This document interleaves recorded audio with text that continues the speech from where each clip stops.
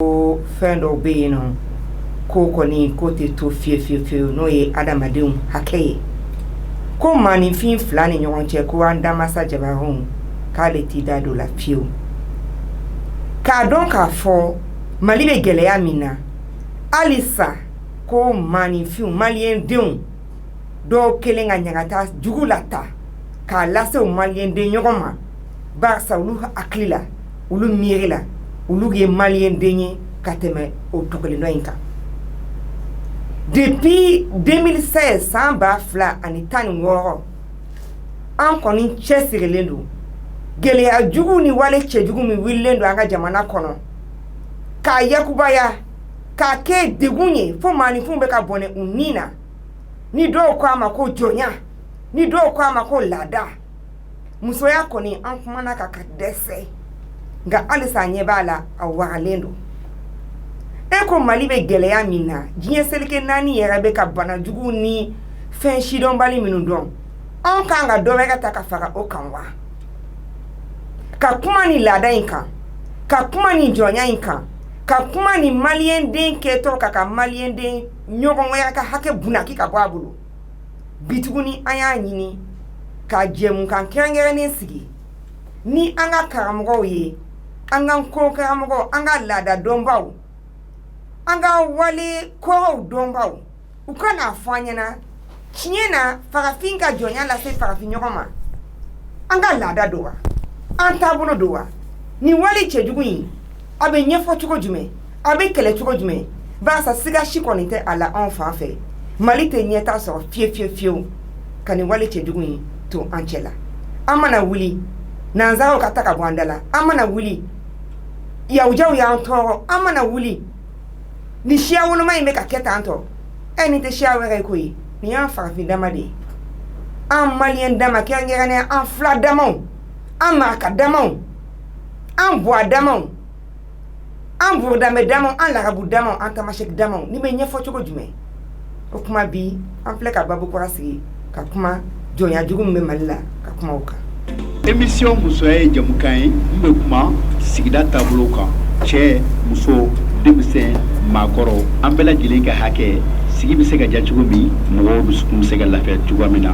an bɛɛ lajɛlen ka se k'an ɲɛsin fasojɔ ma musoya jamukan ye adamadenya jamukan ye radio liberté lamɛnbagaw ani musoya jamukan kanubaw aw ni jɔ aw salamu aleykum an b'aw fo k'aw waleɲuman dɔn aw sɔgɔlen don aw ka jamukan mandi la halisa Ala ka kanu to an ni ɲɔgɔn cɛ aw y'a faamuya k'a fɔ bi ni Ala sɔnna an da bɛna se wale min ma ni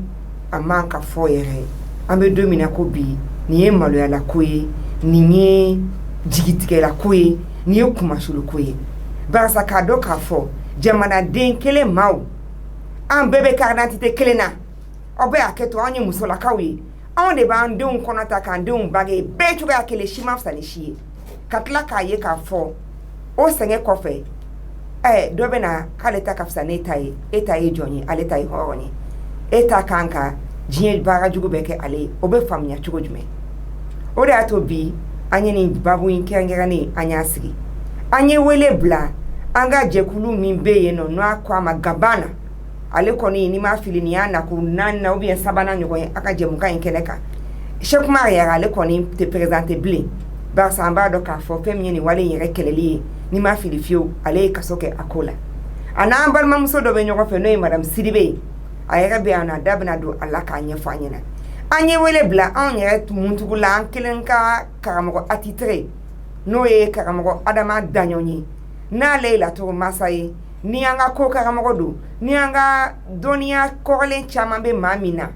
barisa a delila k'a fɔ kɛnɛ kan depuis Modibo tile ale bɛ baliku kalan kɛla adamadenw kunna Mali kɔnɔ donc ale kɔni ye caman dɔn maaninfinw labɛn cogo maaninfinw kalan cogo maaninfinw bɛ dɔnniya sɔrɔ cogoya min na karamɔgɔ Daɲɔn bɛ caman dɔn o la o de y'a to bi an ye nin maa saba wele an ye wele bila an ka karamɔgɔ fana ma n'o ye Thierno Adi Cham ye a y'a yɛrɛ k'a fɔ ko conseil islamique ka réunion dɔ bɛ yen k'a ma da n'a bɛ kɛnɛ sɔrɔ nka n'a ye kɛnɛ sɔrɔ a bɛ diya n ye mais n'a ma kɛnɛ fana sɔrɔ an b'a dɔn k'a fɔ ale kɔni delila ka na kɛnɛ in kan yan ka nɔgɔ bɛ bɔ a la k'a yira k'a fɔ min ye musulman diinɛ ye a ye jɔnya kɔn fo yɔrɔ caman tɛ karamɔgɔ ye nka an ka cɛ karamɔgɔ Thierno Adi Cham y'a ɲɛfɔ yan nɔ donc an miiri b'a la n'a y'a sɔrɔ don mɛ n'an m'a sɔrɔ kama bɛ fɔ ko laada de barisa fɔra an ɲɛna ko hali karamɔgɔw taalen marakaduguw la ko ɲɛmaw bɔra k'a fɔ k'olu m'a fɔ ko diinɛ don dɛ k'olu ko laada de don o tuma ni laada don an ka karamɔgɔ Adama Daɲɔn bɛ ale n'a ɲɛfɔ an ɲɛna ka aw ka maa welele ninnu k'olu bisimila o kɔni bɛna kɛ aw denmuso fɛ nka ne b'o de fɔ ɲɛna ko ne kɔni ye ciden de ne ye kuma lasela de ka jɛmukan in k'aw sago ye ka jaw se aw ma ka ɲɛ ka kumakanw se aw ma ka ɲɛ o bɛ kɛ n'an balimakɛ caman de ka dɛmɛ an ka kamalen ni sara barisa musoya jɛmukan ye adamadenya jɛmukan de dɛ cɛw tɛ se ka taa ni musow tɛ wa musow yɛrɛ fana tɛ se ka fosi kɛ n'an balimakɛw tɛ an kɛrɛfɛ n'an furutɛw t'an kɛrɛfɛ n'an denkɛw t'an kɛrɛfɛ an fila de bɛ diɲɛ kɔnɔ o tuma an fila de kan k'an bolo di ɲɔgɔn ma ka diɲɛ dilan an b'an balimakɛw an ka kamalen ni sagaw an b'u fo k'u waleɲuman dɔn an ka bɔlɔlɔw sanfɛ bi Abu Magaraga ɲɛ b'a la nɛgɛ kɛrɛfɛ jogo kɔni bɛ a bolo yen nɔ a ɲɛ kumunen don Abu Facebook ko bɛ cogo jumɛn an b'a kan wa an t'a kan ça va ça passe ko sɔnko de b'u la ok an b'an ka Facebook mɔgɔw an b'u fo k'u waleɲuman dɔn an fa i tɛ tila ka n'a lajɛ Facebook mɔgɔw ko k'u tulo t'an na bi ka ɲɛ dɛ n t'a dɔn gɛlɛya ye min ye an ka foli bɛ musoya jɛmukan filɛbaa bɛɛ lajɛlen Mali kɔnɔ Mali kɔ kan musoya page Facebook kan o ye MUSOYA an ka foli b'a filɛbaa n'an kanubaa bɛɛ lajɛlen Facebook kan an b'a ɲini aw fɛ aw ka jɛmukan in aimer ka tila k'a partager mɔgɔw ko k'u tulo t'an na bi ka ɲɛ dɛ n'a bɔr'o la an ka foli bɛ an ka LTV maaw bɛɛ lajɛlen a b'a dɔn k'a fɔ k'a daminɛ Kari n'o ye sini ye fo ka se Araba ma sɔgɔma ani sufɛ an ka jabaraninw sanfɛ n'o ye Liberté Télévision Mali Vision bouquet sanfɛ mɔgɔw bɛ se k'an filɛ sɔgɔma ani sufɛ siɲɛ fila tile kɔnɔ dɔgɔkun kɔnɔ aw bɛ se k'an filɛ siɲɛ 8 Kari fo Araba sɔgɔma ani sufɛ maa bɛ an filɛ LTV kan halisa an ka foli bɛ aw bɛɛ lajɛlen ala ka kanu to an ni ɲɔgɔn cɛ aw kana ɲinɛ k'aw hakilinaw bila ka na jɛmukan in kan dɛ an bɛ tile ka pataki siraw di an bɛ an ka bɔlɔlɔ fana n'o ye musoya Facebook page ye a ka taa k'aw ka commentaire bila kan ni hakilina min fana b'aw bolo ou bien n'a b'a fɛ an ka babu sigi jɛmukan kɛrɛnkɛrɛnnen dɔ k'a kana ɲinɛ k'o fana lase an ma an ka foli ni kanu bɛ aw bɛɛ lajɛlen yɔrɔ an bɛ an fa Mamadu Bertɛ an ka foli bɛ a ye k'a Bertɛ Manemo ye a b'a dɔn k'a fɔ jɛmukan in kɔni ale bɛ labɛn kosɛbɛ n'an fa ka dɛmɛ ka studio in bɛrɛbɛrɛ k'anw yɛrɛ bɛrɛbɛrɛ studio kɔnɔ ka kumakanw bɔ anw yɔrɔ batakɛ minnu bɛ bɔ musoya jɛmukan yɔrɔ ka se aw ma o y'an fa Mamadu Bertɛ ka baara ye an b'a fɔ ka waleɲuman dɔn an ka foli bɛ an karamɔgɔ Abdou Touré fana ye bi an ka technicien attitré an yɛrɛ kelen tɔgɔ la technicien n'an b'a fɔ ma an ka muntugu la o ye ne balimakɛ ni n dɔgɔkɛ ye Mamadu Ɲagado DJ WhatsApp. Musoya, mieux comprendre la femme. Alors, Muso Famille ça, c'est sur la radio Liberté 97.7 MHz. Madame Sidibé,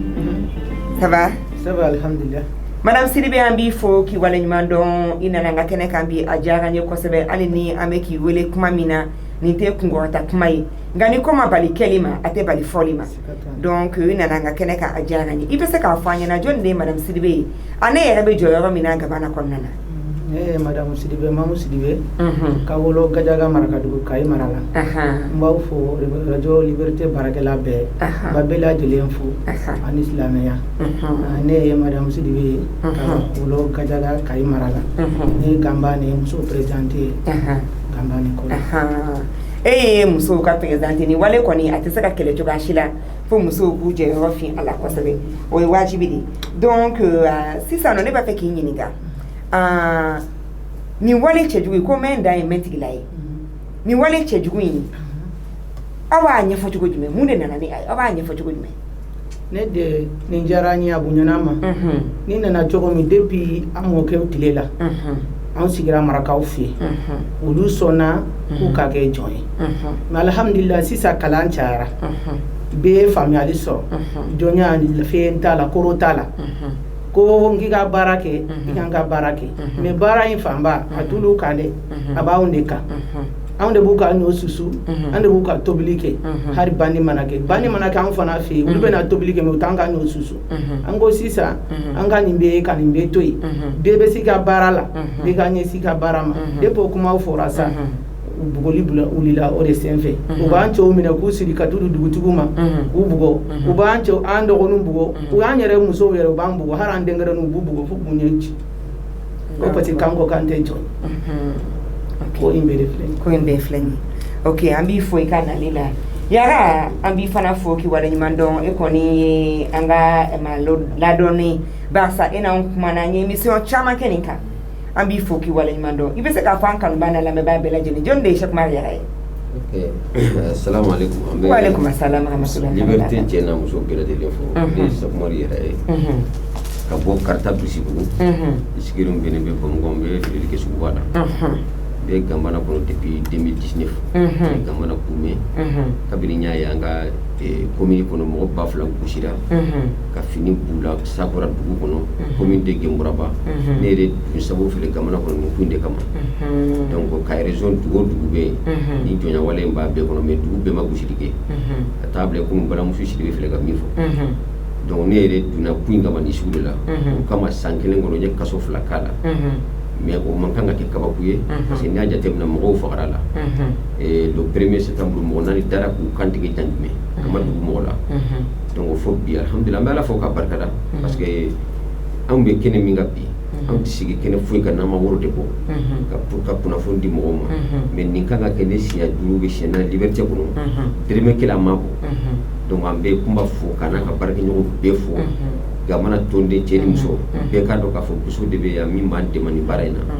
donc o de don an tɛ nkalon tigɛ mɔgɔ la an ka fɛn ye o de ye. Ayi foli kɔni belebele de ta ye parce que n b'o de fɔ kuma bɛɛ n ko Yara e ye jɔkɔrɔmɛ de e ye jawando de jɔnya in ma se e ma nka k'a dɔn k'a fɔ e ye maanifin ye wale min bɛ ka kɛ a man kan ka kɛ maanifin ɲɔgɔn kan e y'i cɛsirila ka wuli ka t'i da don an bɛ se k'a fɔ wale kɛlɛ la mais ni maa ma b'i yɛrɛ kalama i b'a dɔn ko nin tɛ wale kɛlɛ ye parce que Mali tɛ ɲɛta sɔrɔ Mali tɛ lafiya sɔrɔ k'a to an bɛ ka hakɛjugu bɔ ɲɔgɔn na tantôt vraiment an b'i fo k'i wale ɲuman dɔn karamɔgɔ Daɲɔn i ni jɔ maa ka jɔ sabati k'a wuli k'a banba kudayi ça va a bɛ di depuis sankura kun daminɛna i kumana kɛnɛ kan fɔlɔ an b'a fɔ ko i bɔnna ne mais nin tɛ farafin ka san ye dɛ. Farafin fana ka san don alhamdulilayi donc farafin fana ka san de yɛlɛmana kuma jumɛn o yɛrɛ bɛ ka tɔgɔ da minnu na an ka san don ka tɛmɛ olu kan i bɛ tila k'o ɲɛfɔ an ye dɔrɔn barisa kuma dɔ karamɔgɔ dun i b'a fɔ an ɲɛna k'anw ka san yɛlɛma bɛ bɛn utukalo ninnu ɲɔgɔn de ma o ye Musa Nabila Musa Muhimi de ok o y'o fana ye kuma wɛrɛ ye alhamdulilayi donc karamɔgɔ i bɛ se k'a fɔ an lamɛnbaaw n'an kanubaa bɛɛ lajɛlen ye jɔnni de ye karamɔgɔ Daɲɔn ye ko Thierno Adi Thiam nana an ka imam donc WhatsApp i bɛ misigini dɔ ɲini min bɛ adamadenw ka yɛrɛma hɔrɔnya ko fɔ an b'o k'a la ka Thierno an ka imam kunbɛn studio kɔnɔ karamɔgɔ i bɛ se k'a fɔ an kanubaa n'an lamɛnbaa bɛɛ lajɛlen jɔnni de ye karamɔgɔ Adama Daɲɔn ye. Ne ye Adama Daɲɔn ye Muyira Jɛngɛnɛbugu Kulukoro mara la a bɛ Megetan commune fɛ nka n ye Dilanduguka ye bi nin waati in na ni n ka denbaya kɔni sigilen don Musabugu Bamakɔ yan ne kɔni ye Adama Daɲɔn ye ka balo kalan kɛ ka ngo kalan kɛ ka kuma na ka laturu fana kalan n bɛ mɔgɔw fana kalan. Karamɔgɔ an balimamuso bɔra k'a fɔ ko olu kɔni bɛnbaw u mamakɛw olu kɔni taara sigi Marakadugu la donc o sigi kɔsɔn ko kami donnaw kun don k'olu sɔnna jɔnya ma sisan olu min ye olu denw n'u mɔdenw ye olu ko alhamdulilayi bɛɛ bɛ se baara la bɛɛ bɛ si yɛrɛ kɔrɔ an tɛ dunan ye bilen an bangena yan nɔ k'an faw bange yan o tuma sisan bɛɛ k'i yɛrɛ ta ko tɔw de fana ko abada k'o de tɛ kɛ k'u bɛ to jɔnya in kɔnɔ ni ne ma fili e yɛrɛ n'u ne delila ka kuma yɛrɛ Sumaworo Kante ka kumaw kan i y'a yɛrɛ k'a fɔ Sumaworo Kante ka tile la ale yɛrɛ wulila ko nin jɔnya ko in ka dabila barisa an tɛ se k'a fɔ ko tubabuw kana fɛn kɛ an na n'an yɛrɛ bɛ k'a kɛ an yɛrɛ la o Sumaworo Kante dun bɛ bɛn 1100 ninnu donc o ye 12e siècle ye donc sisan an bɛ 21e siècle la san kɛmɛ wolonwula ko san 80 kɔsɔn ko halisa ko kuma kelen bɛ sen na i bɛ se ka mun de fɔ ka nin bilasira laada suguya jumɛn de don. Ali jɔ nse Radio Liberté baarakɛla ni a lamɛnnikɛla bɛɛ ka fara ɲɛmɔgɔw kan a bɛɛ ni jɔ an bɛ ɲɔgɔn sɔrɔ musoya jɛmukan min kɔnɔ musoya gurupu ɲɛmɔgɔw bɛɛ u bɛɛ ni jɔ fana kuma ka jɔ sabati ka wuri ka bama ka taama amin e kunba i yɛrɛ ni jɔ ni i jɔ a fɔra i ni jɔ i b'a fɔ nse dɛ mun y'a jaabi ɲɛ jɔ i b'a fɔ nse ok nse o de ka ɲi e rɔ ka tɛmɛ n ma ka jɔ sabati kan bon muso ka lamini ni nse ye ko ne bɛ lamini kɛ n yɛrɛ ka se la ani n ka bonya ni n ka barika n ba ko ne bɛ lamini kɛ n ba barika la cɛw b'o fɔ ba alhamdulilayi kɔrɔ de ne bɛ lamini kɛ ni n ba barika bawo n'i ye ne ye bi n ba de don n ba kɔrɔ de kosɛbɛ alhamdulilayi kɛlɛmasaw kuma laminɛ ko marifa marifa parce que marifa b'olu bolo o bɛ tɔɔrɔ o kɛlɛmasa y'i ba bonya ma k'i b'a ka da marifa ye a tɔɔrɔ la si ka fɔ ma parce que b'a fɛ ka bon n'o bɛɛ ye a si ka fɔ ma o y'a dama kuma wɛrɛ o y'a dama kuma wɛrɛ ye o la n'an ye foli kɛ ka bɛɛ lajɛlen fɔ ani lamɛnnikɛla bɛɛ an bɛ dugawu kɛ jamana ye an bɛ gɛlɛya saba fɔlɔ n'o ye dabamasa ka gɛlɛya ye n'o ye diɲɛ banajugu ye ala k'an kisi o ma amin amin amin tɔɔrɔ min bɛ jamana in kan amin ala k'o ɲini ka bɔ amin amin filanan min bɛ yen n'o ye kalan kɛ ka tɛmɛ fo ka taa bila nalomaya la bawo kalan daminɛ kun ye ko ka adamadenya hakili dayɛlɛ nka bi kalan anw y'a kɛ ka tɛmɛ ka taa jɔ kalan kɔfɛ ka na ni lamɛnni nalomaya ye o nana ni an ka a bɛ min wele ko démocratie dɛmɛla min b'o kɔnɔ ka jamana ɲaami n bɛ dugawu kɛ ala ka faamuyali ko ɲuman di kalankɛlaw ye amin amin amin n'a faamuya dir'u ma ka sabali d'u ma ka fara a kan o bɔlen ko an bɛ ɲɔgɔn sɔrɔ marakaw ni arabuw nana ni kolonko min y'an ka jamana kan ka bɛɛ lajɛlen hawuja n'o ye wariko ye wari ɲiniko jugu fana o de bɛ na ni bingali ni sira dali ye mɔgɔw ye walayi ɲiniko jugu an bɛ dugawu kɛ fana ala ka hakili ɲuman di o tigiw ma amin amin jamana bɛ minnu ka mara kɔnɔ ala ka si ka miiri ni tile ka miiri k'o hakili ɲuman d'u ma amin amin amin amin ala k'an bɔ nin bɛɛ kɔnɔ amin daba masa bonya kosɔn bidenw bonya kosɔn an bangebaaw barika kosɔn cidenw bonya kosɔn sallallahu alaihi wasallam an b'i fo k'i wale ɲuman dɔn whatsapp an b'a ɲini i fɛ i ka misigi dɔ k'a la an ka karamɔgɔ imam Thierno Ali Thiam an k'ale bisimila studio kɔnɔ ok an ka foli ni kanu bɛ an lamɛnbaga bɛɛ lajɛlen yɔrɔ aw bɛ hakɛ to an seginna émission kan ka an ka karamɔgɔ n'o ye Thierno Ali Thiam ye k'ale bisimila kɛnɛ kɔnɔna na an y'a fɔ aw ɲɛna k'a fɔ bi an bɛ kumana jɔnya de kan ni dɔw ko a ma laada an ni Ganbana de bɛ ɲɔgɔn bolo ani an balimamuso n'ale Ganbana musow ka présidente ye barisa an ɲɛ b'a la k'a fɔ ɲinan san an tun tɛ ka ko dɔ jate minɛ a tun tɛ ka lase musow ma kosɛbɛ hali n'a tun bɛ ka lase muso ma barisa ni muso cɛ tɔɔrɔla muso ka dutigi tɔɔrɔla muso tɔɔrɔla nka ɲɛ b'a la bi musow kɔnɔ tiɲɛna musow kun cira musow ɲɛw cira muso den fitininw bugɔla k'u ɲɛw ci o bɛɛ kɛra donc sisan kɔni a kɛra an bɛ se k'a fɔ a warina a carila a dama tɛmɛna an ye wele bila Cheikh Umar Yara ma ale fana bɛ Ganbana la an y'o de fɔ n ko vraiment Cheikh Umar an b'a fɔ ka wale ɲuman dɔn barisa ale ye jawando ye ale ye jɔkarame nka a n'o ta bɛɛ ale y'a dɔn k'a fɔ nin ye maliyɛn den bɛɛ ka kɛlɛ de ye maa ma n'i bɛ hinɛ maa ma n'i b'i yɛrɛ dɔn i kan k'a dɔn k'a fɔ gɛlɛya bɛ minnu kan olu kelen tɛ se k'u yɛrɛ bɔ a la an bɛɛ de bɛ wuli ka fara u kan ka nin walejugu in kɔn barisa tant que hakɛ bɛ ka bonya ni ɲuman kɛli ye an bɛ min ɲini jamana ka ɲɛtaa la ma da la n'an b'o sɔrɔ fiyewu donc nin walejugu in kɛlɛli maliyɛndenw ka lafiya maliyɛndenw ka hakɛ bunakili a kɛlen don an bɛɛ ma jagoya de an ye wele bila an karamɔgɔ Adama Daɲɔn fana ma n'ale ye an ka ko karamɔgɔ ye ale kɔni bɔra ka foli bila nka sisan an bɛna kuma segin an ma n'an ye Thierno Ali Thiam an ka imam bisimila an bɛ kuma segin Adama Daɲɔn ma ale k'an lata kɔ dɔɔni ka kuma ni laada in ale y'a ka jate la olu ka faamuyali la a bɛ sɔrɔ cogo jumɛn a daminɛna cogo jumɛn karamɔgɔ salamu aleykum warahmatulahi taala wa barakatu i Thiam. Walaikum salam wa rahmatullahi wa barakatuh. An b'i fo an b'i wale ɲuman dɔn i bɛ se k'a fɔ an lamɛnbaaw n'an kanubaa bɛɛ lajɛlen ye jɔnni de bɛɛ kɔni kan k'i dɔn nka o n'a ta bɛ don o don maa kura bɛ farala jɛmukan in kan i bɛ denmisɛnninw fana bɛ ka commencer k'a lamɛn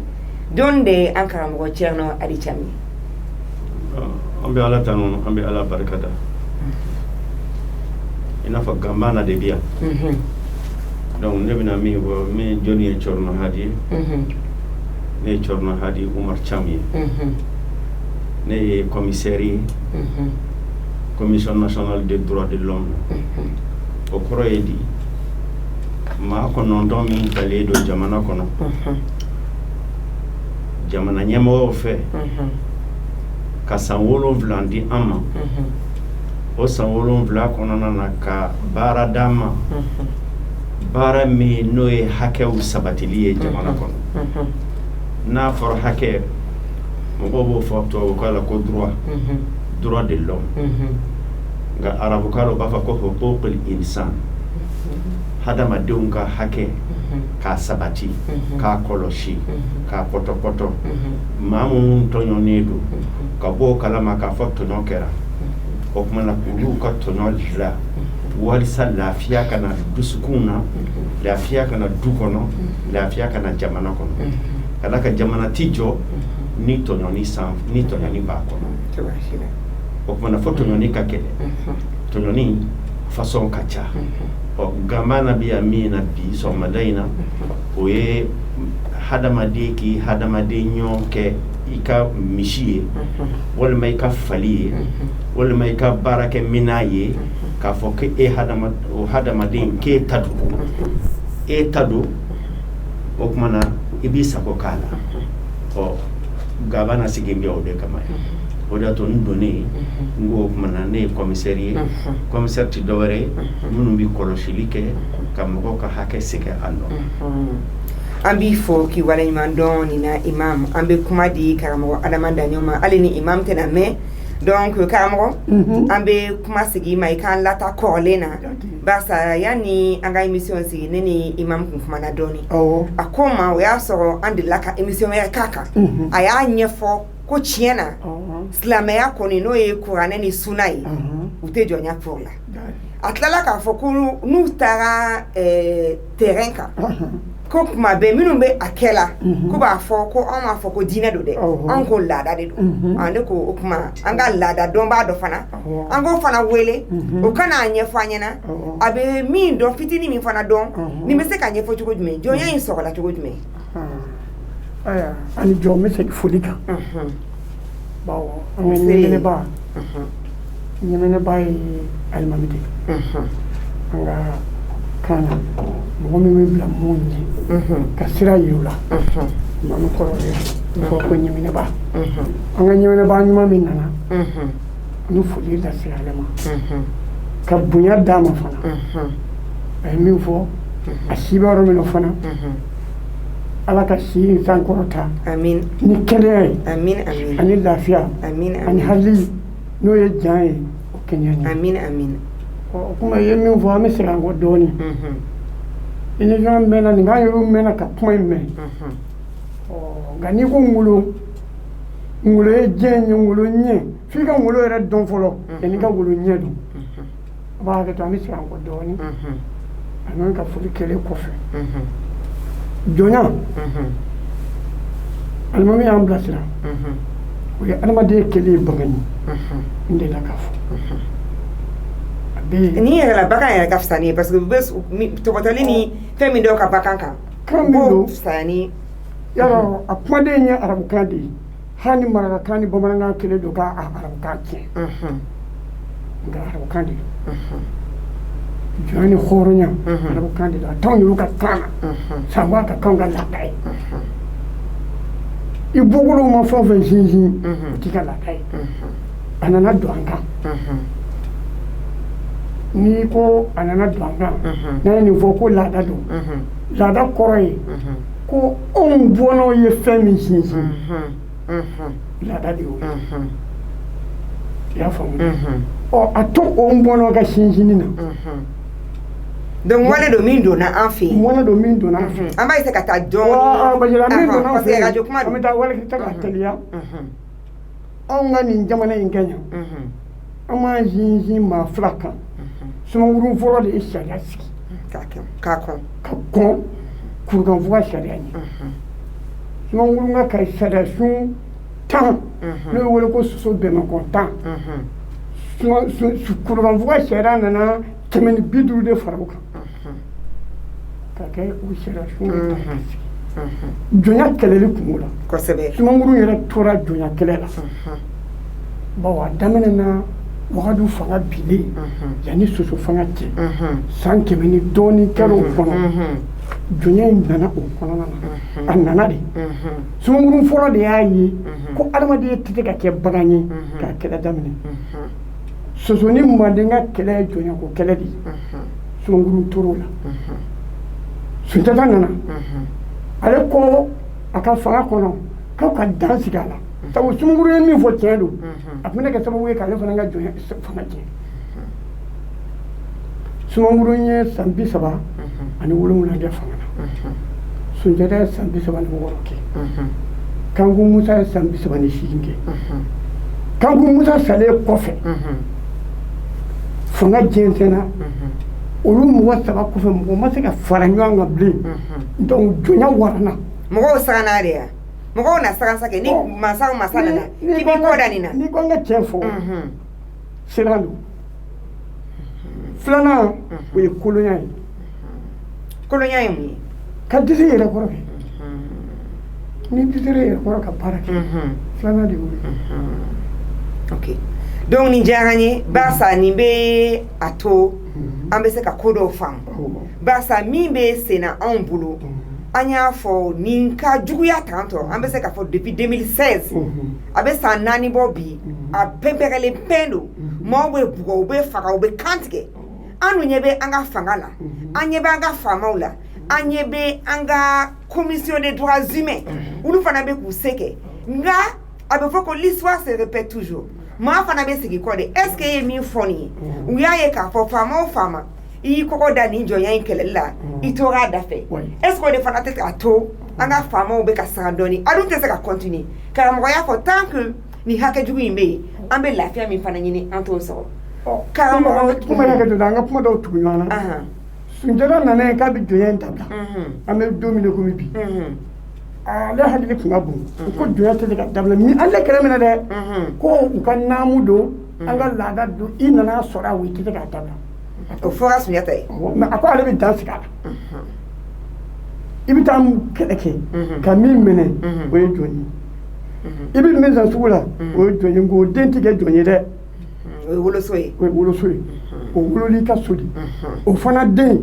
k'o tɔgɔ dun a ko maaba I ni o bɛ dama kan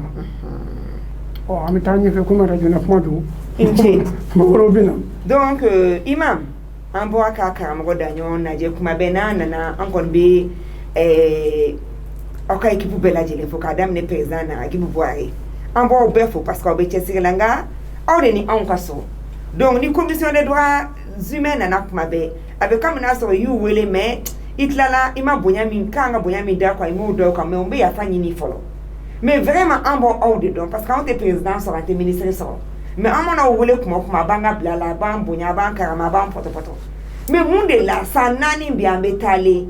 fɛn tɛ ka bɔ a la fo dɔ de bɛ fara a la ka don o don min bɛ ɲɛfɔ cogo jumɛn o kuma aw tɛ lamɛnna de wa aw fana dɛsɛlen de don an bɛ Ala tanu jamana jɔ tile kelen baara tɛ n'a fɔra laada ko dugubila ka fisa ni laada wuli ye o y'an ka culture ye parce que commission nationale des droits de l'homme na an tilalen don commission cɛ mais groupe b'a kɔnɔ groupe de travail ne ye groupe de travail droits de l'homme religion et la culture donc nin ye ka domaine ye donc nin ye ne ka domaine ye religion fan fɛ culture fan fɛ cela veut dire religion Ala ye mun fɔ ciba ye mun fɔ silamɛya turulen don jumɛn kan ne b'o recherche de kɛ ne ni n ka groupe mɔgɔw domaine bɛɛ lajɛlen la jɔnya dɔrɔn tɛ anw sigi tɛ jɔnya kama an domaine bɛɛ lajɛlen la hadamadenya fan bɛɛ culture fana i n'a fɔ an bɛ jamana dɔ de kɔnɔ donc fɛn caman bɛ yen nɔ I tɛ se k'o dɔn k'a kɛlɛ n'i ma culture dɔn I n'a fɔ an balimakɛ ye min fɔ sisan Sunjata la a ye min fɔ sisan Manden ka histoire la ani Kanku Musa ale ye bi ka kuma culture de kan mais a tɛ ka kuma religion kan bon ne b'a fila de fara ɲɔgɔn kan culture ani religion jamana in kɔnɔ o kuma na an ka na sisan i ye ɲininkali kɛ an dɛsɛra a ma dɛsɛ n y'a f'i ye n ko u b'a fɔ an ka bamanankan la ko dugubila ka fisa ni laada wuli laada min bɛ nin jamana in kɔnɔ bi siya 13 min bɛ jamana kɔnɔ n'o ye buda 13 ye bamanan miyanka fila ka taa n'a ye olu kelen kelen bɛ n'u ka laada don kosɛbɛ wa kelen tɛ sɔn k'a ka laada bila kelen ye i bɛ segu ne ye n ka denmisɛnniya kɛ segu filabilen n'a bɔra Masina ka na a bɛ se ka san 20 kɛ segu a tɛ bamanankan fɔ a b'i ban ka fɔ a ma b'a mɛn dɛ a bɛ filakan de fɔ wa bamanan fana fo ka diɲɛ wuli hali n'a sigira filaw cɛ la a tɛ filakan fɔ wa maraka ta ka kan bila maa si o kumana bɛɛ n'i ka kan don bɛɛ n'i ka laada don kɔɲɔ kɛcogo la furusiri kɛcogo la du maracogo la hakililaw kɛcogo la maa si tɛ se ka maa si ta bɔ ta la nka bɛɛ labilalen don fana o ka ɲi ka d'a kan o de y'an dɔnko n'an seko ye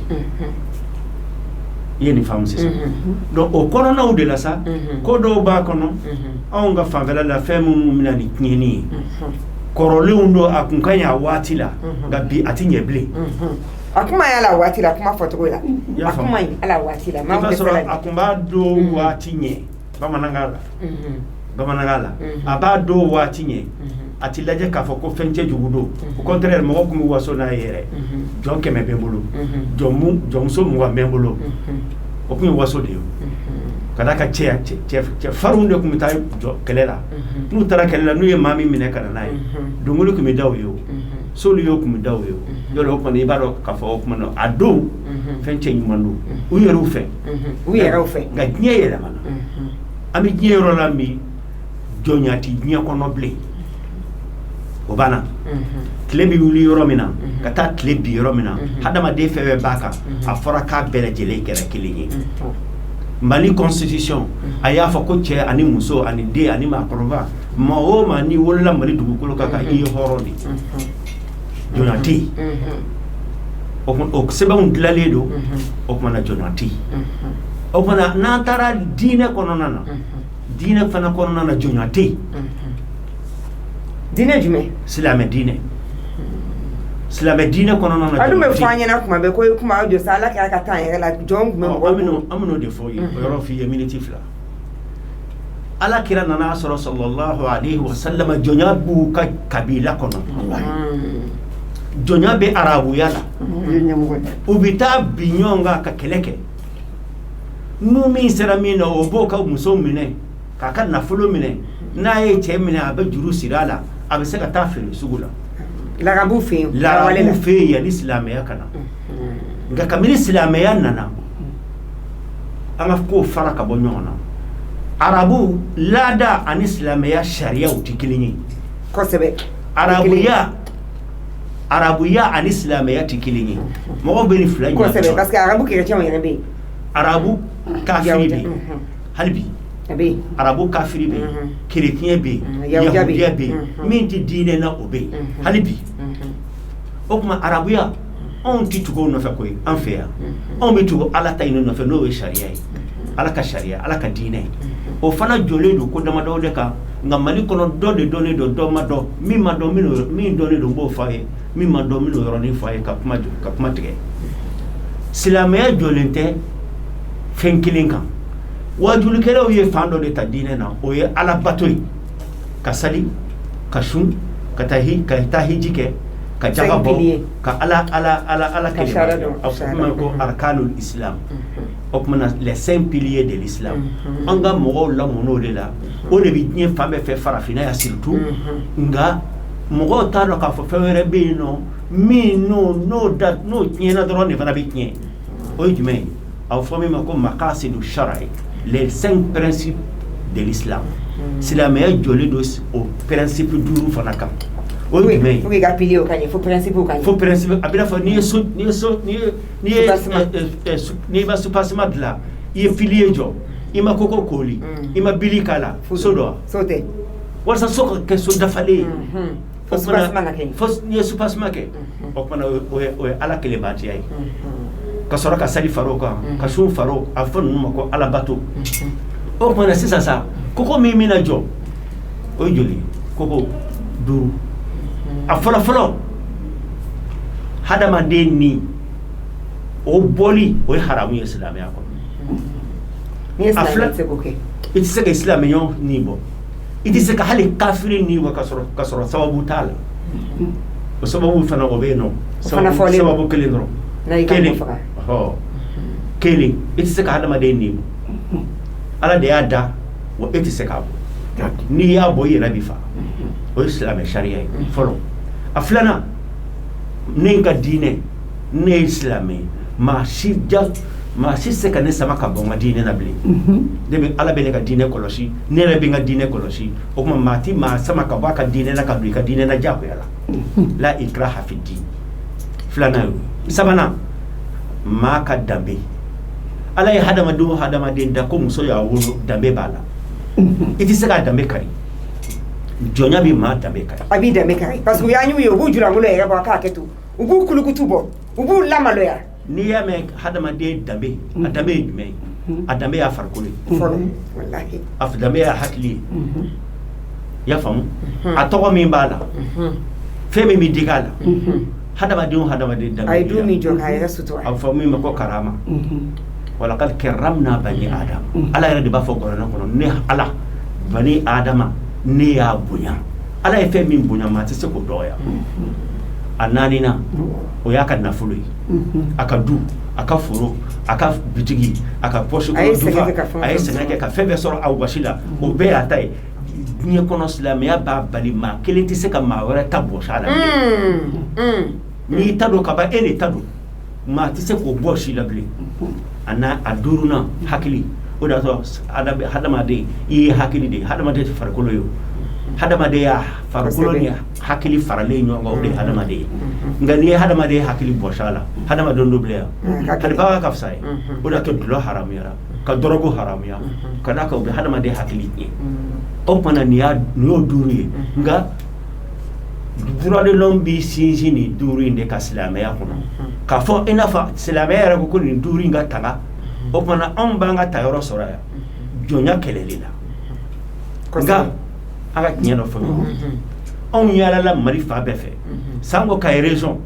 ka d'a kan jɔnya bɛ Mali kɔnɔ Kayi région dɔrɔn tɛ Kayi région dɔrɔn tɛ a bɛ kɔrɔn yan fan fɛ a bɛ Moti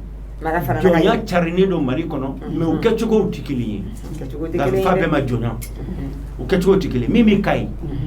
anw tiɲɛ ma taa Kayi région na abada n'u maa minnu b'a waleya kɛ n'u ko ko silamɛya tɔgɔ b'a la u ko laada don u ko silamɛya ladɔnya tɛ mais jɔnya sɔrɔla ye min 3 4 ɲɔgɔnna fɔw ye an ye minnu dɔn n'o y'a sababu ye kelen ni kɛlɛ kun kɛra fɔlɔ mɔgɔw bɛ ɲɔgɔn minɛ min bɛ se min na o b'o kɛ dulɔbara sɔngɔ ye i bɛ dulɔbara sɔngɔ dɔn k'a minɛ ka taa feere sugu la o tɛ segu bamanan ye o y'o ye f'a bɛ fɔ dɔnkili la Bazumana yɛrɛ b'a fɔ a ka dɔnkili la Bazumana t'a fɔ dɔnkili la a b'a fɔ ko ni fantanden ye faama kuma fɔ faama b'o kɛ mun ye dulɔbara sɔngɔ ye faama b'o kɛ dulɔbara sɔngɔ donc i b'a dɔn culturellement ko kumana dulɔbara sɔngɔ in tɛ dɔwɛrɛ ye a ye min minɛna ka taa feere sugu la o wari o bɛ don dulɔ la k'o min o kumana a kun bɛ bamanan a bɛ filaw fɛ yen a bɛ marakaw fɛ yen a bɛ tuarɛgiw fɛ yen a bɛ arabuw fɛ yen Mali in kɔnɔ yan nka jɔnya bɛ yɔrɔ damadɔ bɛ yen jɔnya tɛ miyankaw fɛ yen bɔbɔw fɛ yen jɔnya tɛ yen a tɛ sɛnɛfɔw fɛ yen a tɛ dogonw fɛ yen i y'a faamu donc o kumana a bɛ fan dɔw de fɛ o kumana u ko silamɛya dadonyɔrɔ t'a la o ye tiɲɛ ye parce que kɔrɔlen min bɛ arabuw fɛ yen ka bin ɲɔgɔn kan ka ɲɔgɔn minɛ ka taa ɲɔgɔn feere sugu la o ye sababu fɔlɔ i bɛ hakɛ to sababu filanan i bɛ hakɛ to nin yɔrɔnin in na parce que an bɛ ka lamɛn radio kuma don et puis an hakiliw man di kosɛbɛ ni minnu bɛ ka jɔnya kɛ n'u ko laada don mais u ko silamɛya jɔyɔrɔ tɛ a la parce que e filɛ k'a fɔ nin ye silamɛya principe 5 in i y'a démontré par A plus B ni kɔni y'o principe nin sɔsɔ i tɛ se k'a fɔ k'ale bɛ pilier ninnu respecter parce que selikun t'i la bilen n'i bɛ nin pilier ninnu sɔsɔ mais minnu ko k'u tɛ ka kɛ silamɛya kama u bɛ ka kɛ laada kama nka u bɛɛ ma misiriw jɔ wa u tɛ taa seli wa bi min na n'i y'u ɲininka u t'a fɔ k'u ye musulman ye wa donc n'u ko u ye musulman ye kami t'a dɔn ni bɛna se k'a fɔ ka ɲɛ kira Muhammed sallallahu alaihi wasallam prophète ka tile la ale ko ni an tubila an bɛ tugu ale de kɔ donc n'an tubila an bɛ tugu ale kɔ n'i ko k'i ye musulman ye wajibi t'i ma sa wa i ka ala ka diinɛ principe i k'a bato wa kuma bɛ yɔrɔ de la silamɛya yɛrɛ faamubaliya bɛ yɔrɔ de la parce que fo an ka histoire dɔn histoire ye mun ye an bɛ diinɛ na nka an tɛ ka mara ni diinɛ ye parce que an ma sɔn sariya ka boli an ka jamana kɔnɔ mais an bɛ ka boli ni min ye o fana tɛ ka appliquer parce que an bɛ ka boli ni république tɔgɔ de mina a fila de la ɲagami ɲɔgɔn na kow de ɲagamina ɲɔgɔn na an yɛrɛ t'a dɔn an bɛ min kɛ bilen an ye silamɛ ye nka an tɛ silamɛ jamana kɔnɔ an tɛ silamɛ jamana kɔnɔ donc an k'o fila fara ka bɔ ɲɔgɔn na an tɛ silamɛ jamana an bɛ ka nin fɛn bɛɛ fɔ nin y'a ni silamɛ jamana de don ni silamɛ jamana don kalifa bɛ yen nɔ walima alimami de ye ɲɛmaa ye o de bɛ nin fɛn duuru in matarafali jagoya mɔgɔw kan o de bɛ mɔgɔw wajibiya ka tugu nin fɛn duuru in na n'o ye principe ye sariya ala bato kɔfɛ a y'a faamu an ka fɛnw fara ka bɔ ɲɔgɔn na donc anw bɛ ka wajulu o wajulu kɛ sisan an bɛ ka fɛn bɛɛ fɔ kuranɛ kɔnɔ sisan an bɛ ka fɛn bɛɛ fɔ ko ciba ko tɛ sallallahu alaihi wasallam a waleyali an kan i yɛrɛ de b'a waleya maa tɛ yen nɔ gouvernement tɛ yen nɔ min bɛ se k'o wajibiya k'o kɛ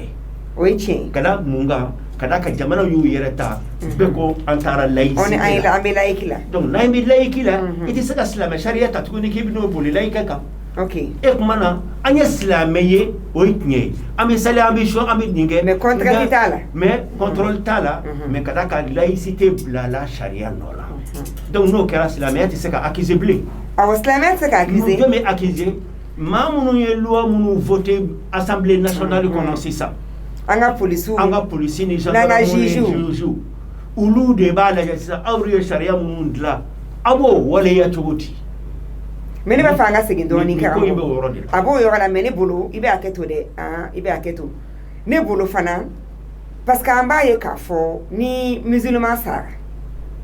ni aw bɛ sɛgɛsɛgɛli kɛ k'a fɔ a tun bɛ seli wa ni seere ma sɔrɔ k'a fɔ a tun bɛ seli alimami b'u ban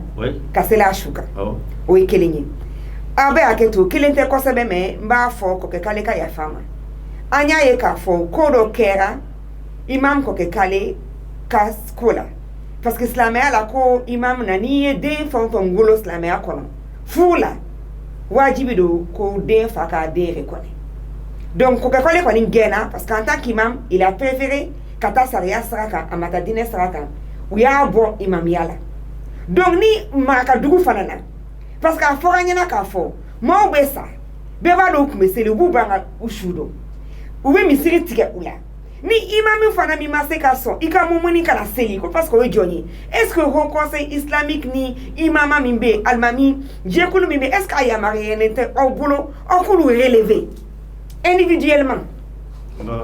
Ni ye kuma dɔ fɛ ne tɛ fɛ ka n da don o fa la. ok i t'a fɛ k'i da don min na ka n da don o la. n tɛ n da don o la. awɔ mais i bɛ se k'i da don min na dɔn a ɲɛfɔ an ɲɛna. ala de bɛ tiɲɛw dɔn. fɛn min ma sariya ne ɲɛna ne ye alimami de ye ne tɛna n sigi ka n da don o la. ok ne bɛ yan commission nationale de droits de l'homme hadamadenw ka hakɛ an bɛ an ta o dɔrɔn de fɛ donc ne bɛ yɔrɔ min nɔfɛ silamɛya jamana in kɔnɔ silamɛya diɲɛ kɔnɔ mɔgɔw a kɛmɛ fɛn min ye min bɛ minnu arranger don min na u b'o fan ta min tɛ mɔgɔw arranger u b'o bila i y'a faamu silamɛya kɔnɔna na c'est dommage mais o de don o de bɛ diɲɛ kɔnɔ i y'a faamu sur le plan politique économique social et ainsi de suite o de bɛ diɲɛ kɔnɔ Mali dɔrɔn tɛ ne y'a fɔ mun bɛ kuma la yɔrɔ min na Kayi mara la jɔnya sɔrɔla sababu minnu na kɛlɛ b'a la o ye kɔrɔlen ye jɔn dɔw taara san sugu la olu bɛ yen jɔn fa ou bien jɔn yɛrɛ bi tɛ dɛ a ka ca san o faw u mɔkɛ seeginnaw c'est pour abo fama ko esclavage par ascendance na fara ascendance min nyetara bigote sans bakele temene sans que me seki munu temela ka ko o ko to de be urufi noto machiti kay marala be min tara kele ke rola ka mamina kana nae bi oti moke ulu ka jonkoro munu be o ba fo de mako par ascendance o sababu fulana sababu sabana warabi o bi soro to ga dimena do wuli la ka wasolo do wuli la ka bamana segu jamana kono kata feri la kata sanina kata chikela unje gwana mande dana una le minga uye muso duma o muso kuye joye o muso mi ye joye o de mi wolo ko fana kera joye ina fo karama o kay mi wasisa mi a fami mako woloso donc ni segu jamana do ani manden a fama woloso mais ulu fe a fama jo alni fate joye parce que ba kunye joye fati joye o mana o din o de be ke joye abina fo misaliela yi ga mishi musota katabla doka werela mishi muso nye den soro den ye eta sai ko sebe nga were ti tayde tardi o mana jo munu bebi nu jo akemo ke be ba soro binani biduru bi olovla o soro la o soro to de la u fa u yo horonyi nga jona soro la muso mi furu la fi o de ka chayelo e afam donc ni la da korode an islamiyati fageleve uruba foko islamiyat datala donc fangani de fam o mana din ba de la c'est ça John Madlassa. Comment bien na ma jaka ko problème be solution be mi John Badla ne bulambe badla sensibilisation bala adlali en flawla amekani kuma minge kada ka famu ya de do hakili de do fo hakilu ka famu ya amekani bara minge de bit le bara e blé nye korole ni temela kaba okmana anga ni mcheka bui anga dabla anga hadamadiya ke nyove anga sigi ke nyove ntai itembugo nti nini anga nyombunya okmana sharia bilibili babe me jamana kono no e mali ebi okmana beko buya okabula beka kele flana loi munu bi dunya kono ulu loi bi se ka appliquer ngoti appliquer chola jumena la daka masi se ka la daka le ni loi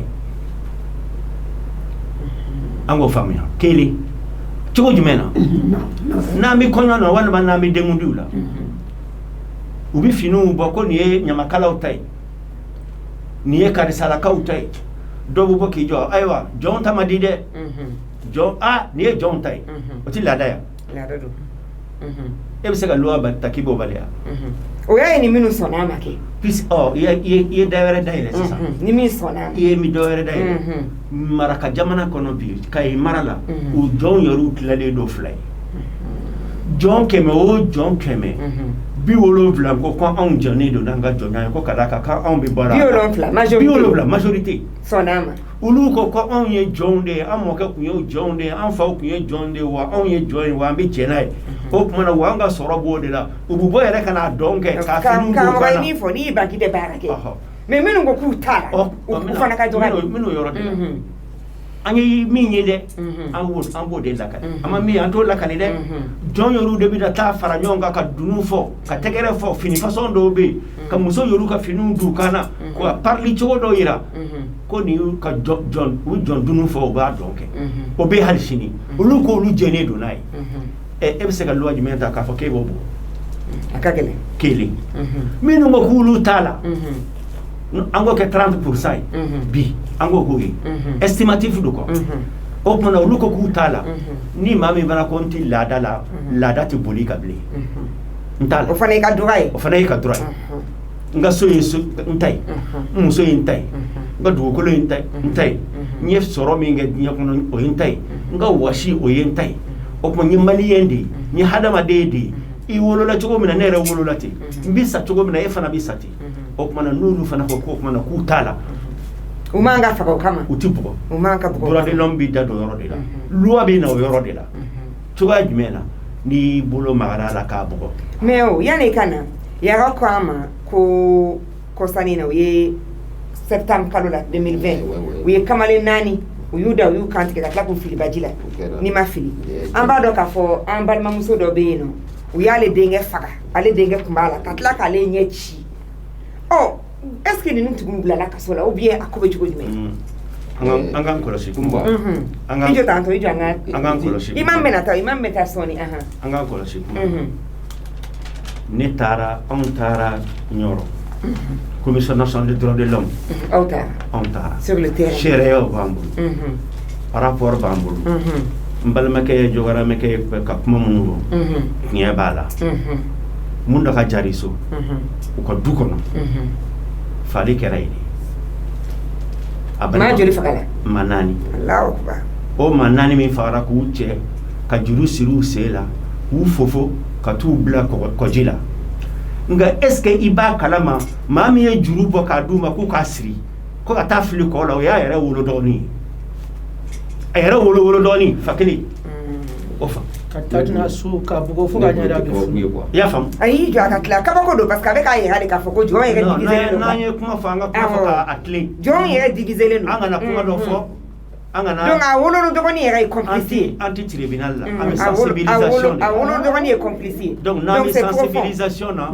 le problème est tellement profond an kana fan dɔ yira ka fan dɔ datugulen to n'o tɛ an bɛ bɛn min ɲini an t'o sɔrɔ an t'a sɔrɔ f'an ka tiɲɛ de fɔ i y'a faamu donc o rapport bɛ anw bolo an taara a wolo dɔgɔnin yɛrɛ kan ka minɛ ka ɲangi donc u bɛ ka i ka kuma filanan maa minnu ye faali kɛ maa 30 ni maa 2 bɛ kaso la bi alhamdulilayi k'a fɔ k'a kɛra k'a taara ten dɔgɔnin b'o la fana tɛ tiɲɛ dɔgɔnin b'a la très bien anw ni dɔgɔnin sigira kaso kɔnɔna na très bien ka kuma o tuma na an kana n'a fɔ k'a k'i n'a fɔ foyi tɛ ka kɛ baara bɛ ka kɛ u bɛ kaso la maa 30 b'a dɔn anw ɲɛ b'u la fana o tɛ bila ten fana wa jugement fana bɛ kɛ ni ala sɔnna i y'a faamu donc anw bɛ nin histoire kalama mais an tɛna an sigi radio la k'a walankata parce que a bɛ kɛ ka bolo kan an ka tiɲɛ fɔ a bɛ kɛ ka bolo kan a bɛ justice ka bolo kan wa u bɛ kiiri fana minnu b'a la olu bɛ minɛ u bɛ ɲangi minnu t'a la olu bɛ bila mɔgɔ 30 minɛnen don sisan an bɛ don min na ko ani mɔgɔ 2 mɔgɔ 30 ani mɔgɔ 2 minnu ye fagali kɛ minnu ye fagali kɛ minnu bolo b'a la minnu ko k'olu ne tun tɛ yen nɔ ne tun bɛ yen nɔ u y'o dama de an b'an lamɛnba n'an kanubaa bɛɛ lajɛlen fo a b'a dɔn k'a fɔ radio la kuma ma nɔgɔ ne yɛrɛ tun bɛ lamɛnni na donc an m'a tigɛ a bɛ 97.7 radio liberté an bɛ baabu min kan bi o ye an ka jɔnya kuma min laada kuma min n'a bɛ marakadugu la karamɔgɔ da sera a ma n'o ye karamɔgɔ Thierno Adi Cham ye k'a fɔ a tɛ marakadugu dɔn nka marakadugu ta kɛcogo bi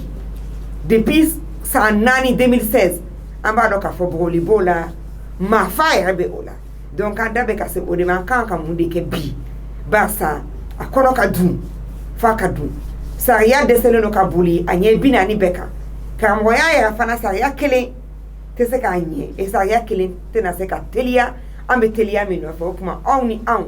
an bɛɛ de kan ka fara ɲɔgɔn kan k'an balimaw an'an limanaw sensibiliser u ka nin dabila barisa Mali mago bɛ lafiya la Mali mago bɛ ɲɛta la ɲɛta ni lafiya tɛ sɔrɔ diɲɛ na ka nin hakɛ jugu in nin wale cɛjugu in barisa a y'a yɛrɛ k'a fɔ ni kɔni ko i ye silamɛ ye k'i bɛ musulman diinɛ na a tɛ bɛn cogoya si la i k'i adamaden ɲɔgɔn nin bɔ a tɛ bɛn cogoya si la i adamaden ɲɔgɔn ye min ɲini a wɔsi la a ye du min jɔ k'a yɛrɛ sutura a ye du min jɔ k'a danbe matarafa e tɛ se ka na k'o du kɛ i sago ye ka taa i delila k'a fɔ a ɲɛna k'u ye kabaforow ani ɲɔforow bin mɔgɔw ka du kɔnɔ ka sosow ni fɛnw wuli u la i tɛ se k'a fɔ k'i b'a bali a ka taa misiri la a ka taa seli walima a ka taa ji bɔ kɔlɔn na aw bɛɛ jɛra ka kɔlɔn min sen donc an bɛ kuma na nin de kan bi aw bɔra ka Thierno Adi Cham labɛn ani Gabana de bɛ ɲɔgɔn fɛ an balimamuso madame Sidibe ale bɛ yan Cheikh Umar Yara bɛ yan a n'an karamɔgɔ Adama Daɲɔn bataki sira olu dayɛlɛlen don an b'a essayer ka nɛgɛjuru sira fana labila sɔɔni ni minnu b'a fɛ ka weleli kɛ ka dɔ fara a kan walima ka ɲininkali tɛngun an ka maa welelenw na 70 30 60 30 70 30 60 30 50 39 96 96 50 39 96 96 60 82 29 29 60 82 29 29 Yara n bɛ kuma d'i ma barisa an bɔra ka walejuguw fɔ imami y'a jira alhamdulilayi olu ka cɛsiri fana kɔfɛ ani aw yɛrɛ ka cɛsiri maa 32 o kɔni bɛ kaso la bi alhamdulilayi an b'a fɔ tare tare nka an b'a dɔn e yɛrɛ Cheikh Umar Yara menace de mort mɔgɔ caman wulilen don nin dɔgɔkun 2 in kɔnɔ ko fu k'i faga ko f'i fana ka faga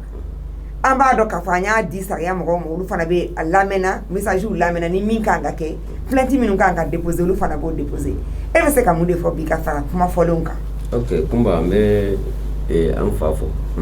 an ye ɲɔgɔn sɔrɔ kɛnɛ caman kan arjola kuma de don a bɛɛ tɛ fɔ ka dafa mais n bɛ kuma yɔrɔnin min kan n ka menace de mort a sɔrɔla min fɛ ni muso ye min fagali min kɛra Janjugu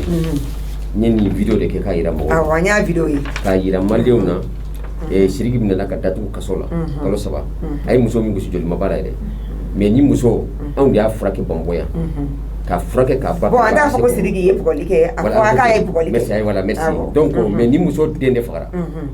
nin den fagala k'a ɲɛ ci muso in ɲa kisɛ bɔra yan de ne y'o de fɔ o de kama mɔgɔ caman wulila ka menace ta ka sɛgɛn mɔgɔ 4 min fagara Janjumɛn mɔgɔ 30 ani mɔgɔ 5 de datugulen don ne yɛrɛ taara kɛnɛ kan komi fa taara ɲami a ye ale 32 voilà 32 de bɛna ale mais muso mɔgɔ 12 muso de yira mɔgɔ 1 ma minɛ o la o bɛɛ tɔgɔ mɔgɔ 1 ma minɛ o la mɔgɔ 1 ma minɛ o la donc an ye o de wuli ka jɔ kɛ yɔrɔnin dɔ fana b'a la Birisibugu muso dɔ tun b'an ka dugu la ko Sɔgɔba 2019 muso fatura komi mɔgɔ caman b'a fɔ ko tiɲɛ t'o ye ko ni mɔgɔ fatura ko mɔgɔ tɛ ban ka taa sudu mɔgɔ 11 t'a sudu ne fa ni ba bɛ dugu min na n'o ye Birisibugu ye komi n tɛ Jinɛko Gunbu mara la cɛkɔrɔba dɔ fatura Tarawele 24 heures su dayɛlɛlen don a su donna a ka du de kɔnɔ a den bɛ Bamakɔ yan u ma sa su ka taa don kabaw don parce que jɔ a bɛ sɔrɔ jɔnya de fɛ f'an k'o de fɔ mɔgɔw jɔnya in kɔlɔlɔ caman b'a nɔfɛ mais yɔrɔ kelen bɛ ne b'o fɔ komi mɔgɔ caman bɛ burusi kɔnɔ a bɛ waso ni jɔnya ye bilahi a man d'u ye gɛlɛya de ta u bɛ siran parce que n'i kan kɔrɔ ta i bɛ bugɔ i bɛ faga parce que munna anw fɛ Sakura mɔgɔw min déplacé ka na sigi Mabiri mɔgɔ 2000 ni kɔ don mais n bɛ n kale bilahi mɔgɔ caman bɛ a man d'u ye mais parce que n'i banna i bɛ gɛn de i bɛ gɛn o ɲɛsira kama parce que fanga tɛ ka kuma a la o ɲɛsira de kama mɔgɔ caman bɛ waso n'a ye mais a man d'u ye dɛ o de bɛ kingi o de bɛ karita o de bɛ dugu caman na an bɛ min fɔ dɔrɔn sariya de ka jɔ a jɔyɔrɔ la parce que i komi n fa yɛrɛ y'a fɔ sisan silamɛya ye fɛn min ko ka ban munna mɔgɔ dɔw bɛ k'o kɛ mɔgɔ de la bɛɛ fana ɲɛ b'a la a dun fɔra n'a tun ma fɔ mais an y'a fɔ munna ayi jamana kɔni tɛ k'i jɔ a jɔyɔrɔ la jamana tɛ k'i jɔ a jɔyɔrɔ la mais a ma nɔgɔn komi sanni fagali ka kɛ n k'a ye dénoncer kɛ yan tuntu bɛ gosi du ma an b'a kuma kɛ yan an y'a kɛ est ce que ni État tun wulila ka jɔ est ce que fagali tun bɛ kɛ yan bon fagali bɛ kɛ du min fana fɔr'u ye o problème ye min ye mɔgɔw de bɛ faransi fagali min kɛlen filɛ Janjumɛn a kuma k'a ɲa ci sɔgɔmada in na a bɛ n bolo wa dalilu fana dɔn mɔgɔ de ye tu faransi k'a f'u ye bi a y'aw ka baara kɛ bi fagali kɛlen ka ban mɔgɔ fana sɔrɔla min ye compte rendu k'a ma Janjumɛn mɔgɔw bɛɛ ma minɛ o mɔgɔ 35 bɛ kaso la bilahi mɔgɔ min y'a ka sa mɔgɔ 100 a bɛɛ ma minɛ caman bolila taa Mutani dɔw yɛrɛ bɛ Bamakɔ yan dɔw bɛ Bamakɔ an b'u yɔrɔ dɔn c'est à dire que fɛn dɔ f'an k'a fɔ de mɔgɔ 35 min bɛ kaso la mɔgɔ caman de y'a kɛ bɛɛ ma minɛ fɔlɔ bɛɛ ma minɛ c'est à dire que u b'a fɛ dɔɔni dɔɔni mais fɔlɔ minɛni yɛrɛ tun tɛ kɛ donc an bɛ ka taa dɔɔni dɔɔni an bɛ sin ka min fɔ 35 bɛ yen u k'olu bila dɛ Drandomu walahi an b'u fɔ ne tɛ sigi yɔrɔ si la ko n bɛ nkalon tigi mɔgɔ la u bɛ k'an dɛmɛ ninnu y'an dɛmɛ ka n'a bila e yɛrɛ la Bɔrɛ a ye fɛn bɛɛ fɔ nin jɔ foyi tɛ ni Bɔrɛ ma min fɔ hali kɔsa na réunion min kɛra militaires ka fɛn dɔ la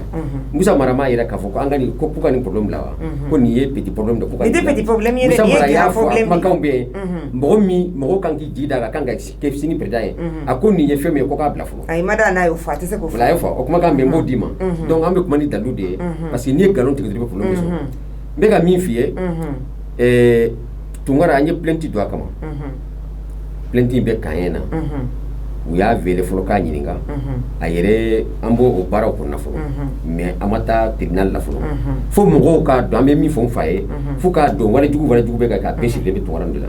f'an k'o de fɔ mɔgɔw ye ka n'o bila Jankuke mairie la o walew mɔgɔw jigidalen bɛ olu de kan ni min minɛna olu de b'u bila u dema k'u la liberté provisoire ma sɔrɔ sen na donc 35 filɛ kaso la nin ye min de dɔn fo o de misiri ka taa mɔgɔw min bɛ Faransi fana min bɛ ka mɔgɔw bila walew la ayi minnu bɛ Faransi ni o dɛsɛlen tɛ n'u bɛ k'a fɔ ko Gamana yɛrɛ tubabuw de bɛ ɲɔgɔn fɛ n'a ni tubabuw bɛ ɲɔgɔn fɛ n'an bɛna ni de toutes les façons aw ye wale dɔw daminɛ kami radio la kuma don kuma bɛɛ tɛ se ka fɔ et puis kɛla kuma don minnu bɛ Faransi je pense que ni Ala ma an ka jɔnya jɔ an na an nana sigi kuma wɛrɛ kan ka kuma wɛrɛ fɔ o yɔrɔnin n bɛ dɔ fɔ o yɔrɔ la o sabu o barika yɛrɛ an bɛ barika da Ala ye k'a da e yɛrɛ yɔrɔ la parce que an ni jɛkulu min donna ɲɔgɔn bolo n'o ye ko avocat mun yɛrɛ a ka ɲi parce que i tɛ se ka kuma bɛɛ fɔ fɛn bɛ kɛ ka bolo kan i b'o to yen i b'o to yen le 12 yɛrɛ conférence bɛ ka k'a kama o sababu sɔrɔla yan dɛ karamɔgɔ imam kan ka taga karamɔgɔ kana taa ne b'a fɛ ka kuma dɔɔni fɔ ka kuma dɔɔni fɔ yanni karamɔgɔ ka taa madame Sidibe voilà Sidibe ka to madame Sidibe mamu Sidibe ne ye Gajala ka de ne fa ye minnu fɔ marakadugu la k'a fɔ dɔw bɛ yen nɔ u b'u dusu gosi k'a fɔ k'olu ye jɔnw ye a ma nkalon fɔ u bɛ du kelen kɔnɔ ba kelen fa kelen i b'a sɔrɔ ne b'a la ganba de la ne dɔgɔnin b'a dusu gosi k'ale ye fugariden ɲama tɛmɛ a kan marakadugu fana filɛ nin ye a bɛ k'a fɔ ko jɔn sanna n t'a fɔ a ma kɛ dɛ mais caman ba bɛ yen nɔ ne yɛrɛ min sigilen filɛ nin ye ne mɔkɛ bɔra Wasolo de Kati sigi a bɛ dɔ ale tɔgɔ la i y'a faamuya ale sigira dugu fɔlɔ min ye baji tɛ yen a ko mɔgɔ tɛ se k'a sigi yɔrɔ Bahamara la ni ba tɛ yen a taara sigi Gajaga tɔ sigi kan mais k'a fɔ k'u ye kɛlɛ de kɛ ka mɔgɔ minɛ ka mɔgɔ sa jɔnya la marakadugu t'a tɔ ye dɛ caman b'a ta to yen n'an sigi fɛ yen u y'o de kɛ jɔn ye komi a y'a fɔ cogo min i bɛ jɔnmuso ta k'a d'i ma k'i ka furu e tɛ kan mɛn parce que an caman ta to an faw ta an mɔkɛw ta to tɛ marakakan mɛn dɔw bɛ bamanankan de fɔ dɔw bɛ fulakan de fɔ o yɔrɔ de la sa u y'u kɛ jɔn ye sisan n'a ma ɲɛ n ko n tɛ a la ni laada don n ko n t'a la n'a y'a sɔrɔ ne de b'a di la n ko ne t'a fɛ n bugɔkun n fagakun marakadugu filɛ ni jɔnmuso cɛ sara u b'i ladon kalo 2 tile 5 est ce que ala y'o fɔ kuranɛ kɔnɔ? O ma fɔ. An dun n'a bɛ misiri kɔnɔ an dun n'a bɛ yɔrɔ bɛ wari ɲini yɔrɔ an n'a bɛ yen nɔ an bɛ wari sara ka misiriw jɔ ka kɔlɔnw siɲɛ mais n'i y'a fɔ k'i tɛ jɔn ye i bɛ jɛ nin bɛɛ. I bɛ jɛ nin bɛɛ kɔ. bilansɛri an de y'u bɛɛ wari fara ɲɔgɔn kan an fa n'u faw an kɔrɔkɛw ni kɔrɔkɛw ka wari fara ɲɔgɔn kan ka bilansɛri jɔ ko t'an tɛ buru dun ko parce que an tɛ jɔ est ce que ala ye nin bɛɛ fɔ kuranɛ kɔnɔ? Ni kɔni a y'a fɔ ko kuranɛ ko kɔni tɛ bilen o. Karamɔgɔ y'o de fɔ. Kuma yani karamɔgɔ ka taa i hakɛ to balimamuso an bɛ fɛ ba an ka maakɔrɔbaw ko nana tanubaliya a bɛ nana tiɲɛkoya munna tanubaliya maa bɛ wale min kɛ a kana bila k'i sago ma o ye tiɲɛ parce que an b'o de kɛ ka caya ko ɲɛminɛba n'i ye ɲin da jugu bɛ caya Mali kɔnɔ bi cɛ ne yɛrɛ la a bilasirali kɛbaaw la n'o ye silamɛya wajulikɛlaw ye ne n'ale ka sigi kɛnɛ kelen kan o ye nin ye nka ne b'a fɔ a ɲɔgɔn tɛ yen awɔ ka bɔ yen dɛ kumaba ye dɛ daɲɔ mɔgɔ bilasira la Abdulaziz Jire kɔfɛ Alimami Ture kɛ min kun bɛ wajuli kɛ arajo Mali la o kɔfɛ Kulukoroba Laginɛ Kanɛ kɔfɛ ne bɛ se k'ale kilasi ye hali bi Samuel na n y'o fɔ ne bɛ wajulikɛla ni 3 de bɛ Mali kɔnɔ mais bi ma dafa 4 tiɲɛna Adi Cam ka ɲi kalan de fana b'o lase mɔgɔ ma parce que ale ka kalan an bɛ min fɔ ka fara o kan ko a bɛ kɛlɛ cogo di ko mun na a bɛ mun jɔ kɛlɛ dɔrɔn parce que fanga solution ɲini nin na de a tɛ se ka continuer a bɛ mun jɔ solution dɔ de la o de ka gɛlɛn ni solution bɛɛ ye o ye jumɛn ye o de ye se a la fana o ye se kɛlɛ in fana na mun nana n'a ye k'o de ɲɛfɔ a bɛ mun jɔ min na a kana jɔ o dɛ ne fana m'o fara a ka kuma kan i y'a yira k'a fɔ lagabuya de nana ni a ye marakaw bɛ feerew la donc olu ni lagabu kolosila ɲɔgɔn na kosɛbɛ olu donna n'a ye yan nɔ mais diinɛ tɛ an yɛrɛ bɛ min fɔ k'a fɔ diinɛ tɛ diinɛ nana sɔrɔ silamɛw bolo silamɛya nana sɔrɔ faw bolo a y'a fɔ o de ye laada ye laada i fa ka tiɲɛ farafin laada tɛ mais lagabu laada don a bɛ kɛlɛ jɔ o kuma in na dɛ ale y'o kumadennin min fɔ bilahi o ye bomu de ye ni farafin b'a fɛ ka kɛ farafin ye an ka nin dabila o bomu de ye min bɛ kɛlɛ in ci min b'a jamakulu ci n'o tɛ ninnu filɛ mankan min na sisan nin ye wariko de ye kɛlɛ kɔnɔna na ne yɛrɛ bolo ɲɛngoyaba de b'a la a bɛ fɛn fɛn dilan o tɛ se k'a dilan ɲɛngoyaba de b'a la anw yɛrɛ kun y'a kɛlɛ ni min ye o y'a ɲɛfɔ cogo ye a sɔrɔla cogo di o kumana n'i y'a sɔrɔ cogo dɔn i b'a kɛlɛ cogo dɔn mais bibi na jalen do dɔw kun fɛ de parce que donc n'a jalen do dɔw kun fɛ olu t'a dabila fu da joli ma jagoya de y'o ye u b'a dabila an bɛna fɔ karamɔgɔ b'a fɛ ka solution dɔ fɔ an ko ni an y'a dɔn k'a fɔ ko problème bɛ yen gɛlɛya bɛ yen an bɛ hakili de kɛ ka baara kɛ gɛlɛya bɛ wuli cogo di o tɛ kɛ ni dusu ye o bɛ kɛ ni sabali ye ani ka hakili baara ka tila ka sariyaw lajɛ hadamadenw tɛ bagan ye o sariya tɛ boli yɔrɔ o yɔrɔ la o mɔgɔw ye baganw de ye wa maa si tɛ sariya sanfɛ an ma ye Amérique président a ye baara min kɛ don o a ma fɔ k'a bɛna juger wa non seulement tilala k'a ka fɛnw bɛɛ tigɛ a la Facebook tigɛla a la Twitter tigɛla a y'a bɛɛ tigɛ a la an ye démocratie ye o m'a fɔ ko maa si tɛ sariya sanfɛ i y'a fɔ hali n'i ye président n'i ye kojugu kɛ i bɛ wele ka ɲininka o tuma a ka sabali komi n'a bɛ yen san 100 caman n'i ko tile kelen k'i bɛ n'o cɛ ka bɔ yen a ma nɔgɔn o tuma an ye baara min daminɛ sisan ni sensibilisation in radio in o bɛ ka kuma min lase mɔgɔw ma hali n'a kɛra maa 5 ye n'o y'a faamuya bi a bɛ fɔ alhamdulilayi o bɛ bɔ a la a yɛrɛ ma kelen nka u tɛ se ka bɔ a la f'a tiɲɛ ka f'u ye a jɔn bɛ mun kan sababu jumɛn nana n'a ye a kuma a bɛ dabila cogo di kelen fɔlɔ o ye sensibilisation ye hali n'a bɛ waati ta an kana kɔrɔtɔ an ka continuer anw jɛra n'a ye sisan droit de l'homme n'o ye CNDH ani maa ka ye gouverneur ka ye maaba bɛɛ lajɛlen association fɛn fɛn bɛ yen Mali gouvernement ani tɔn minnu bɛ jɔnya kɛlɛli la ani maa minnu yɛrɛ ko k'u ta ye jɔnw ye bɛɛ lajɛlen bɛna wele ka taa Kayi ka taa forum international kɛ non forum national kɛ sur l'esclavage par ascendance o labɛnw sabatira ka ban coronavirus n'o kun tɛ ɲangama sɔrɔ an sera yen ka ban bɛɛ bɛ wele o kumana an ka taa bɛn ko dɔw kan walasa fitinɛ kana k'an ka jamana kɔnɔ ka tɛmɛ nin kan fila donc gouvernement ɲi b'o la société civile ɲi b'o la o ye ko filanan ye a sabanan ye min ye n'o y'a laban ye maa o ma jɔnya do o jɔnya tɛ o maa o ma i ye sɔnni fara mɔgɔ dɔ farikolo la sariya ka boli kan i ye maa bugɔ i y'a kantigɛ i y'a fa i y'a ka nafolo bɔsi a la o ye droit o bɛ taa droit wɛrɛ code pénal ye o bɛ taa code pénal de n'o taara code pénal la sariya ka boli kan sariya bɛ boli ka ye ka d'a kan maa si tɛ sariya sanfɛ o kɛra Kayi mara la o kɛra Gawo mara la o kɛra Segu mara la o kɛra Bamakɔ ye ka d'a kan bɛɛ ka kan sariya ɲɛfɛ wa droit de l'homme ka jɔyɔrɔ belebeleba y'o de ye a tɔ sensibilisation o kumana o ye bɛɛ lajɛlen ye an b'an jilaja o la o kumana kuma laban ye mun ye an tɛ silamɛ jamana kɔnɔ farafasiya bɛ fɛn fila ni ɲɔgɔn cɛ mɔgɔw bɛ silamɛya tɔgɔ tiɲɛ fɛn caman na ka d'a kan u t'a dɔn an ye silamɛ ye an bɛ sali an bɛ sun an bɛ taa hiji la o ye silamɛya ye nka an tɛ silamɛ jamana kɔnɔ dɛ kosɛbɛ ka d'a kan bɛɛ lajɛlen labilali pays laïque don hali n'a diyara e ye n'i ma taa sali jɔnni b'i ɲininka mɔgɔ si fo n'a bɔra i fa la n'i ma sun jɔnni b'i ɲininka jaga b'i bolo i m'a bɔ jɔnni bɛ se k'e ɲininka mɔgɔ si ɔ kumana an tɛ silamɛ sariya an tɛ silamɛ jamana na an bɛɛ kɔni ye silamɛ alhamdulillah an caman ye silamɛ ye nka silamɛya faamuya a lamɔ o tɛ mɔgɔw la dɛ o kumana an b'an ka laada de la laada ni silamɛya ma faamuya mana ɲagami ɲɔgɔn na u b'a da silamɛya kun ka sɔrɔ tiɲɛ tɛ silamɛya tɛ jɛ ni jɔnya ye ciba sallallahu alaihi wasallam o dalen don kɛnɛ kan silamɛya yɛrɛ nana jɔnyakɔrɔ min sɔrɔ yen walasa k'o kɛlɛ jaka yɛrɛ min filɛ nin ye ko kumana o min wajibiyalen don silamɛw kan ko ka dɔ ta ka b'o la k'o di jɔntigi ma k'a ka jɔn in labila wa o fana bɛ marakaw fɛ yen a bɛ janjume alimami da y'a fɔ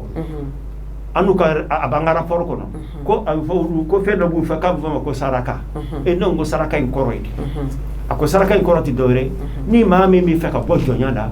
nafolo dɔ bɛ yen n'o bɛ fɔ i ye i b'o ɲini ka na n'o ye n'i y'o di o kumana a bɛ f'i ma k'i labila la ne ko fana saraka min ni Ala y'a fɔ Kuranɛ kɔnɔ o don wa innama sadaqatu lil fuqara a ko o aya in yɛrɛ don o kumana y'a ye o kumana olu y'u fɛ hali u ka laada la maa yɛrɛ bɛ se k'i yɛrɛ ta k'i ka jɔnya ka bɔ jɔnya la ni i ka nafolo dili ye k'i yɛrɛ labila o fana bɛ silamɛya kɔnɔ mais n'i ko k'i bɛ nafolo di sisan ni jɔntigi min ko k'a ta i ye n'o y'i ban ka nafolo in minɛ dun o ye kɔrɔlen de ye sa ni alimami y'o fɔ min fagalen filɛ k'u y'a ɲini k'u ye san 100 ni san 20 u bɛ sɛnɛ k'u samedi u bɛ sɛnɛ k'u bolo o y'a dama ko wɛrɛ u y'a ɲini fɛ de u y'a ɲini fu de k'u ka jɔnya in b'u ni ɲɔgɔn cɛ ko problème nana n'o de ye et puis o de bɛ fan bɛɛ o alimami kelen in fagali min kɛlen fɛ sabu bɔra ale de la ale de nɔ dɔ fana n'a ɲini fɔ de kuma ni e ka jɔn in de b'a ɲini kuma fɛ an ka fili ka taa ban ɲɔgɔn tɛ n'o sitanɛ tɛ dɛ i b'a dɔn olu de don ayi problème t'a la sa a bɛ faamu parce que dimi bɛ mɔgɔ min kan kelen tɛ o alimami ye diinɛmɔgɔ ye maakɔrɔ don kelen tɛ mon père ye min fɔ diɲɛ da a y'a fɔ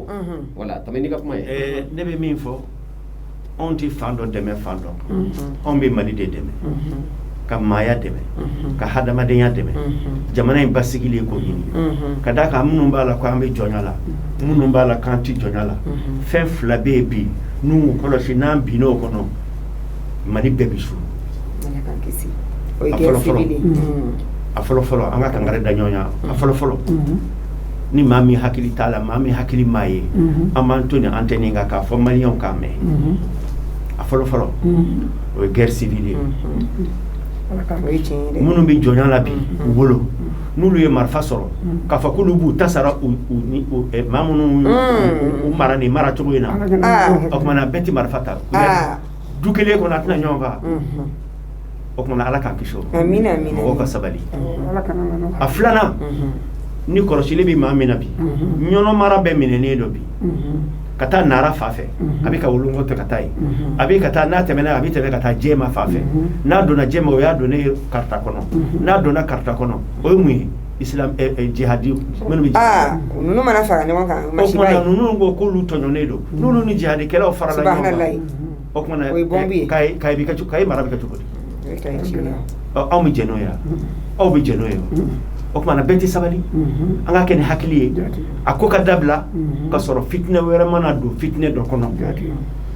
hadamaden hakili de bɛ baara kɛ o kuma an ka bɛɛ ka sabali minnu bɛ k'a kɛ nin ye ka nin waleya in kɛ ka mɔgɔ dɔw minɛ k'u siri k'u bugɔ k'u faga a bɛ ɲini u fɛ u k'a dabila u yɛrɛ nimisalen don a la n'u ma nimisa o kan ka nimisa dɔw nimisalen don halisa an b'a ale ko maa 35 b'i kaso la hali sini dɔ bɛ se ka fara a kan kala ka enquête dɔ bɛ fara a kan fana dɔ bɛ fara a kan ne bɛ bɔ yen don min na maa 32 n'a kɛra 5 ye hala bɛ se ka kɛ 40 ye ka da ka enquête ma dabila maa o maa bolo yera la fali la i bɛ minɛ i bɛ ɲini ne parce que u yɛrɛ dama bɛ ɲɔgɔn tɔgɔ fɔ ni Ala sɔnna an bɛna minɛni fana kɛ Faransi an bɛna minɛni kɛ Faransi a filanan an ka sabali ɲɔgɔn kɔrɔ n'an bɛ sensibilisation kɛ an kana kɛ dusu ye an ka tiɲɛ fɔ an ka delili kɛ an ka mɔgɔw lafaamuya dɔɔni dɔɔni n'o kɛra mɔgɔw bɛ don a la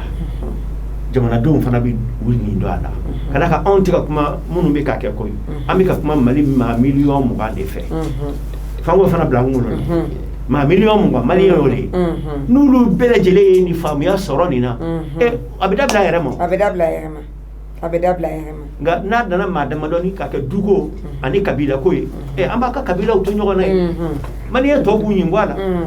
o kumana solution t'o la dɛ solution ye jumɛn ye maliyɛn bɛɛ ka faamuya nin de bɛ sen na maliyɛn bɛɛ ka faamu nin ka dabila n'o de sɔrɔla o kumana laɲini sɔrɔla nin ne ka kuma laban et puis an musolakaw fana n'a fɔ k'i den bɛna fɔ karisa i kana fɔ jɔn a fɔra ko alimami ye wale min kɛ i y'a ɲininka a ko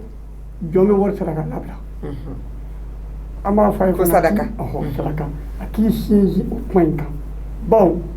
depuis Sunjata bɛ yen kurukan fo ka sariya sigi tɔ la nin kuma kelen in ne fɔra ye ka jɔnya fanga ban ale ko jɔn min bɛ taa minɛ sugu la ani kɛlɛ kɛra ka min minɛ ko jɔnya ka d'aw ma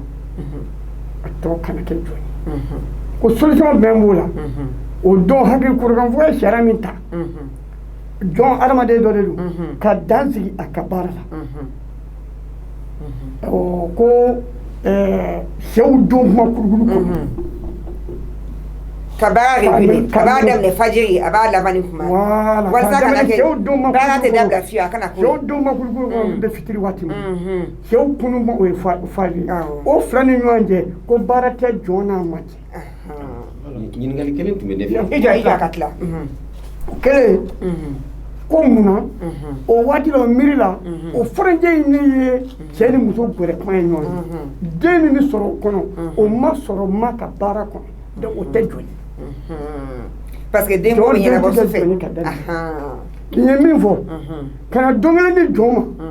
jɔn bɛ baara kɛ o don n'o de fila bolo ko jɔnforo siɲɛ don o y'a ɲininka jɔn b'o don baara k'a yɛrɛ ye a ti k'a ma ye o tumana gɛlɛya kɛra minnu nana sugu la n'i ye san wari sɔrɔ a bɛ taa di faama ma wali kelen dugutigi ma a bɛ di jɔntigi ma n'e tɛ jɔn fɛ bilen i bɛ bɔ jɔn na a sinjina k'u kan wari o don min dira jɔn ma u nana ko yɔrɔ bɛ se ka kɛ diɲɛ bɛɛ ka don kelen di jɔn ma k'a ka hakilila in ye hɔrɔn ka ok o faamuyala nin diyara n ye kosɛbɛ donc mɔgɔw fana ko t'a ba la même si moi personnellement u man ka dɔrɔmɛ sara mais ni min b'a fɛ bi i ka lafiya i ka se k'i yɛrɛ ta joona n'a sagali se b'i ye a sara i k'i yɛrɛ ta kɔfɛ yɛrɛ ni sera ka resini sɔrɔ a la ni wa droit de l'homme min sera k'a sago sɔrɔ i bɛ taa tribunal la i ka wari bɛ segin i ma parce que a man kan i ko ɲininkali dɔ b'i bolo ne ko silamɛya yɛrɛ ka jɔnya silamɛya ka jɔnya yɛrɛ min bɛ fɔ ni minɛna kafira sila fɛ o de tɛ silamɛya ka jɔnya ye est ce que o yɛrɛ bɛ Mali est ce que o bɛ ka raison kɔnɔ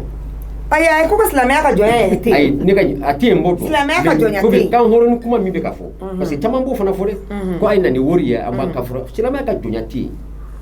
a bɛɛ dunan de dunan jatigiya misigɛnsila a bɛɛ y'o de sinon mɔgɔ tɛ yen min bɛ se ka sugu de la Mali kɔnɔ wa ne ka ɲininkali yɔrɔ de ye silamɛya ka jɔnya an bɛ min yɛrɛ ko silamɛya ka jɔnya tɛ yen wa yalo tɛ yen o tɛ yen bon munna i bɛ nafolo ɲini dɔ fɛ ko ka t'o d'i ma pourquoi an kana fɛn fila ɲagami n ka ɲininkali y'o dɔrɔn de i bɛ nafolo ɲini jɔn fɛ i bɛ t'o don min n'a fɔra ko silamɛya ka jɔnya a bɛ n'a fɔ ni silamɛya jɔnya dɔ dilan silamɛya nana sɔrɔ a bɛ yen kelen kɛlɛ kɔnɔna na mɔgɔw nana bi silamɛw kan ciba yɛrɛ tile la uhudu kɛlɛ kɛra baduru kɛlɛ kɛra khandaki kɛra kɛlɛ caman kɛra o tumana min mana se min na o la kafiriw ni silamɛw cɛ o y'a dama sariya ye silamɛya nana o tumana k'o fana ɲɛnabɔ a tɛ fɔ o ma jɔn a bɛ fɔ o ma arabukan la asir ala tɛ fɔ o ma abid parce que arabukan de don arabukan a ka gɛlɛn n'i ko k'i b'a kɔrɔ fɔ an ka bamanankan la a yɛlɛmani asiri ye jumɛn ye a bɛ fɔ min na bi faransi ni alimaɲi ma kɛlɛ wa alimaɲi ma taa don fo Paris kɔnɔ a ma faransi bɛɛ minɛ wa a furulu o kumana mɔgɔ minnu minɛ n'o kɛlɛ la a bɛ fɔ ko ma ko les prisonniers de guerre les prisonniers de guerre maa minnu kasoladen minnu sɔrɔla kɛlɛ la o b'an fɛ halisa o bɛ diɲɛ kɔnɔ hali sini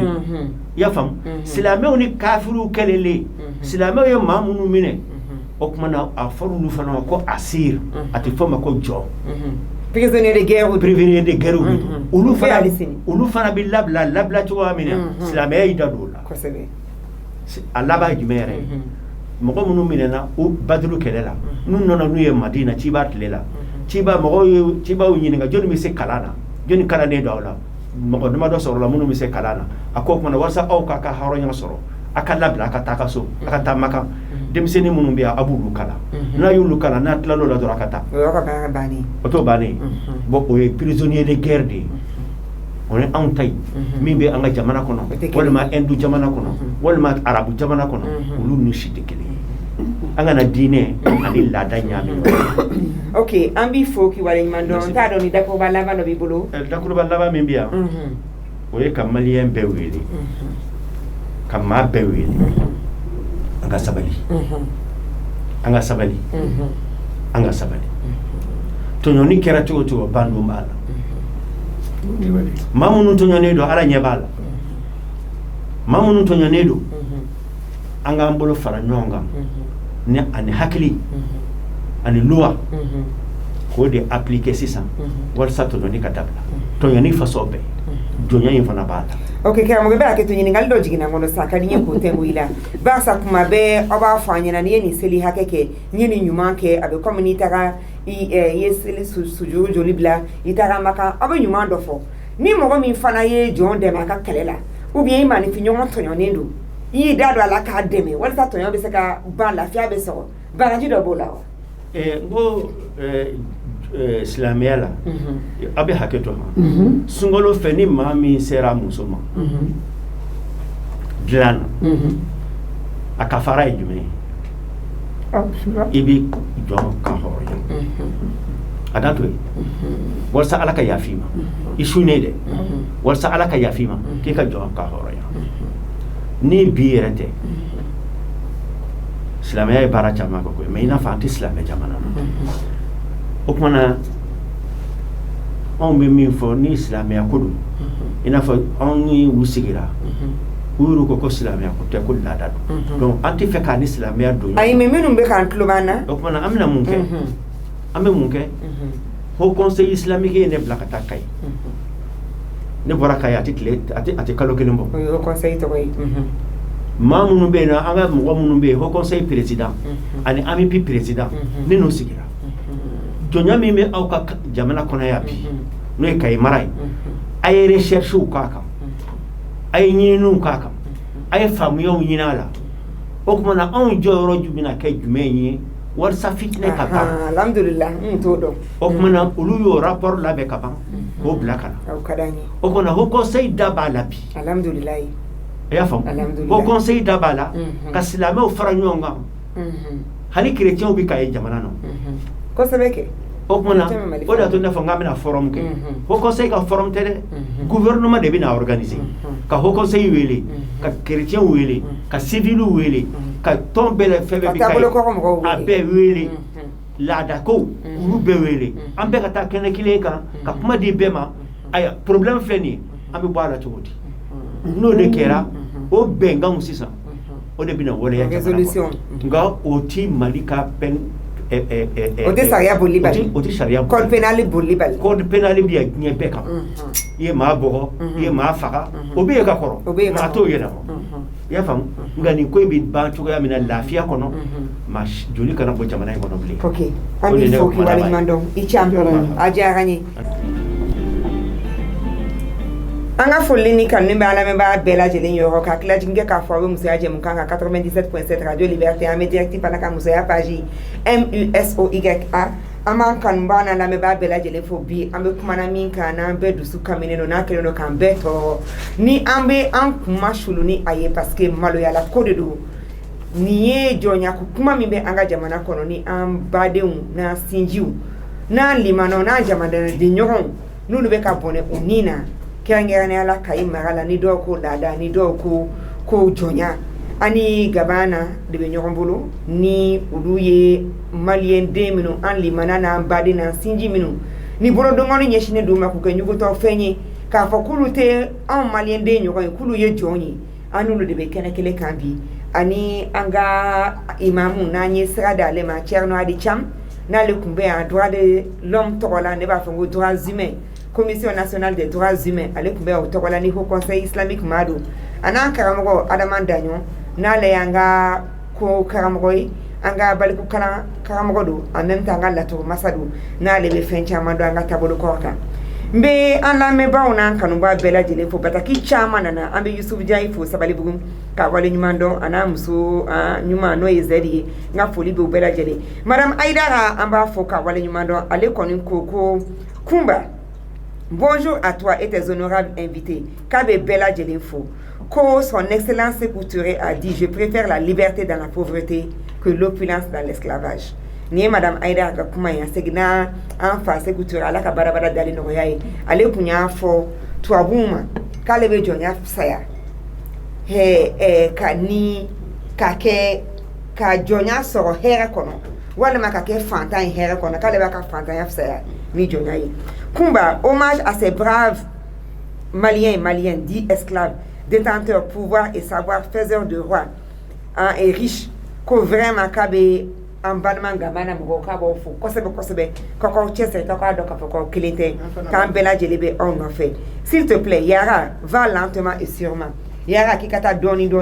barisa an mago b'i la k'i ka taa dɔɔni ko Thierno est un grand homme ko vraiment k'a bɛ imam fo mais k'i ka taa dɔɔni parce que a fɔra cogoya min na maakɔrɔw y'a fɔ an ɲɛna hakili ani a t'an fa ka tɛ baarabara ye mais don kelen kɛlɛ tɛ donc ni don kelen kɛlɛ tɛ fɛn min ye i ɲun a kama de n'i nana i ka énergie n'i ka fɛn bɛɛ di ala k'an kisi menace de mort min b'i kan sisan est ce que an bɛna se ka ɲaga filanan sɔrɔ yɔrɔnin kelen donc a bɛ kɛlɛ sumaya dɔɔni o tuma an ka kɛlɛ kɛ ni hakili ye an ka kɛ ni hakili ye Adama Jara ka bɔ Koɲumani ko vraiment Kumba l'émission est très intéressante je salue les invités du jour surtout karamɔgɔ Daɲɔn je comprends beaucoup de choses maintenant ko c'est Adama Daɲɔn ka bɔ Koɲumani k'a bɛ bɛɛ lajɛlen fo Ousmane Tangara an b'a fɔ ka waleɲuman dɔn manager k'a bɛ invité u bɛɛ lajɛlen fɔ ko bi thème in k'a ka fisa kosɛbɛ kosɛbɛ WhatsApp k'a b'i fana fɔ Aïssata Togo Awa Ndiaye an b'i fɔ ko ka bɔ Koɲumani Wɛrɛda an b'a fɔ Awa Sangare Awa Ɲambele Ba Mariam an ka foli b'i fana ye ani Bebe Fane Alu Traoré ka bɔ Maɲanbugu Aïcha Jakite Aïcha Jara ka bɔ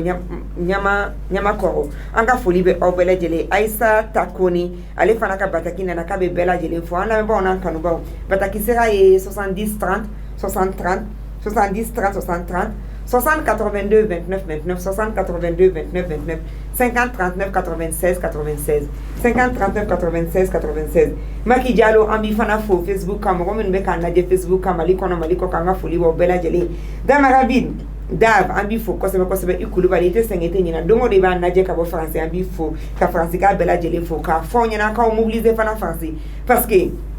ni mouvement in a financé bagaw a kodɔnbagaw a tasuma minɛbagaw a caman bɛ France de nka ni Ala sɔnna a ma m'an bolo jugu gɛrɛ mɔgɔ la mais ni Ala sɔnna a ma an y'an sara Ala de la an bɛna kɛlɛ ta France barisa ni Mali sariya n'o ka suma dɔɔni an b'a dɔn France ta o ma suma donc an bɛ Abdallah Yatara an b'i fo kosɛbɛ kosɛbɛ ko bonjour ko bonne émission sujet très intéressant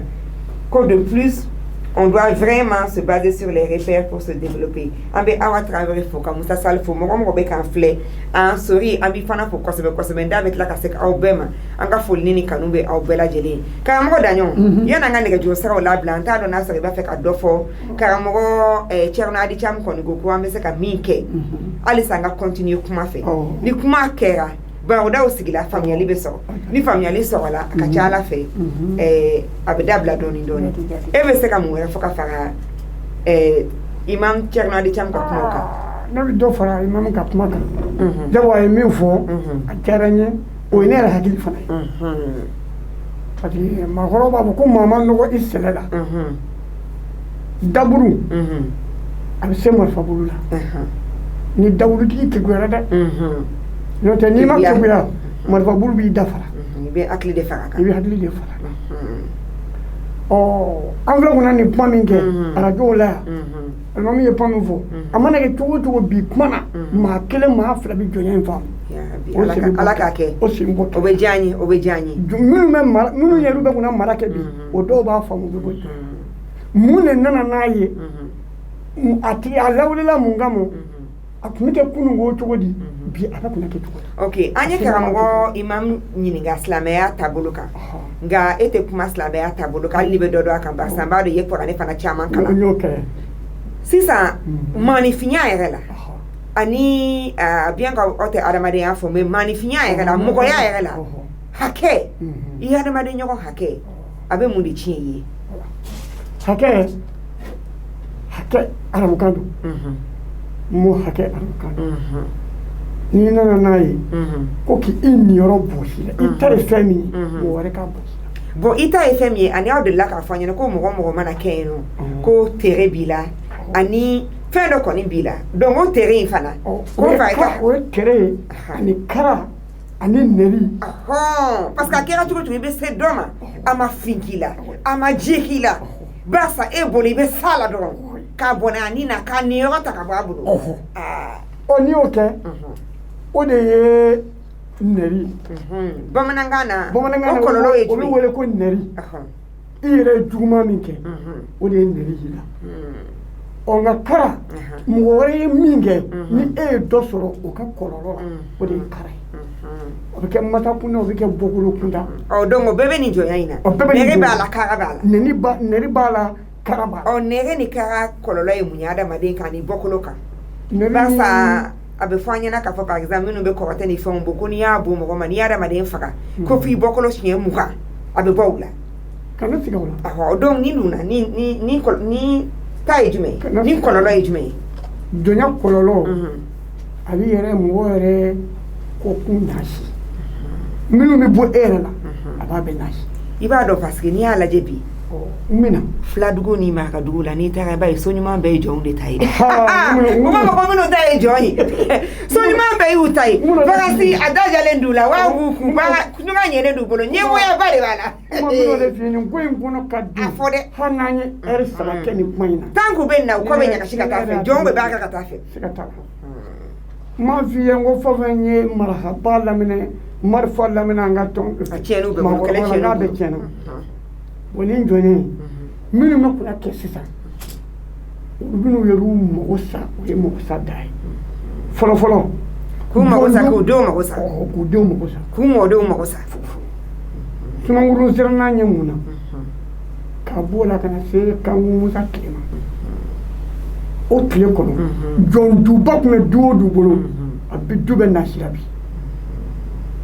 a du ben nasirabi tani do kono nu ma kuna wale minge sito be kuma do fana fo ko muso hake muso mi langolo mbebo muso mi kumbechi muso mi nyebechi muso ka kono toke e ko boni adeuna o kono lo ma se folie la ala to anga ma wara ko ni dimdo ye bien bwe bani wona ado wora ni bani wona yala la ka bi dimdo no lebu yani ga dimdo no lebu ati ko bani wona ma lebu fo lebu la munu nyeni nke ka muso langolo mbo ko e dimine do ko jondu anga dina ba hanin solu ye jeni le wora mi wora abela min kera sababu ya kana ni du woro ko habula ye musubele ye jere le wi yere le wi jebe le hakili tiki tak wa kololo ti tu kololo ti tu abela mo be mo na adama de yere tatu ko so mino fo ni mo ko nda ko la ci seram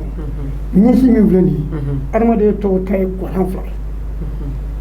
sira fila bɛ dɔw la abene den dɔ la wa halo ɲɛngolo langolo yɛrɛ yeli bɛ ɲɛdimi bila halo yɛrɛ la kuma tɛ maa wɛrɛ ma dɔw kasi a wolola n'a ye ɲɛ tiɲɛnen do fila ye i y'o min yɛrɛ si tiɲɛnen do fa ye ale yɛrɛ min y'a masa ye k'a langolo filɛ ɲɛdimi b'i minɛ o yɛrɛ fana k'a yɛrɛ langolo filɛ ɲɛdimi b'a minɛ donc an ka mɔgɔkɔrɔbaw kun bɛ adamaden langolo boli hali den bɛ kɔrɔ a bɛ fɔ n'i b'i sin d'a ma fini bila ɲɔgɔn na kosɛbɛ kɔrɔ sababu kosɛbɛ fɔlɔ ni dimɔgɔw y'u sigi langolo kan i y'a fɔ k'a maɲi ka kafoɲɔgɔnya kɛ fo ka dugukolo melenge o den tɛ kafoɲɔgɔnya to hali n'a kɛra alikaba alimami ye a t'a to dimɔgɔ k'a sigi mɔgɔ jurangolo la bon o filanan ni basi y'i toni n'a kan ni cɛ de ko ni mɔra cira rɔ fo ka dugukolo melege a fɔ ko minnu mɔra cira rɔ fo ka dugukolo melege mɔgɔkɔrɔbaw lamɛnni ka di dɛ donc musow k'an ka sabali n'an bɛ sin di denw ma an ka fini bi o la parce que ni sin nɔnɔ n'a sera den surtout cɛman cɛya ma a ka ca ala fɛ a tɛ cɛya kɛ aw kɔfɛ dɛ ni musoman da a tɛ den wolo dɛ ni musoman fana don k'a tɛ den wolo bilen sinji bonya kɔsɔn sinji bonya n'a fɔra ko n'i y'o sinji ta e kɛra jeni sinji mi bonya min nɔfɛ n'i y'o langolo bila kɛnɛ ma i kɛra jeni a gɛlɛyara minnu bɛ nin baara in na n'u t'a dɔn n'u ye nin bɔ n'u mɛn ala k'u sɔn hakili ɲuman na amin minnu ma k'u kɔnɔ su ka k'a kan u k'a dɔn karisa to ka di n ye ani karisa ko ka di n ye kelenw tɛ dɛ minnu bɛ kɔfɛ n'olu bɛ kunna nin walejugu in tɔnkɔrɔ dɔn n'u kun nafolo ye i k'u sigi u bɛɛ bɛ garibuya kɛ kumakanjugu tɛ dɛ et puis fana karamɔgɔ ye min fɔ n'u kunna ka di u yɛrɛ ka lakɔlɔsili kɛ u k'a lajɛ ne fupafu ka masaya tun bɛ fɔ cogoya min na ani ne yɛrɛ bi masaya jumɛn bɛ ne kan mais o tɛ jɔnya ye an m'o bila jɔnya kɛrɛfɛ jɔ bɛ yen anw fɛ fɛn dɔ bɛ yen o jɔlen kun don jɔnya kɛrɛfɛ o dabilalen yɛrɛ ma mɛn fɔlɔ dɛ o ye jumɛn ye o ye tɔnɔmada ye tɔnɔmada ka taa mɔgɔ tɔnɔmada a ko o bɛ kɛ cogo jumɛn numaw kelen ni bɛ fɔ o bɛ kɛr'o la n'i nana ni nafolo ko kungo gɛlɛyara mɔgɔ kan k'i singa i bɛ taa baara dɔ kɛ o tɛ kelen dɛ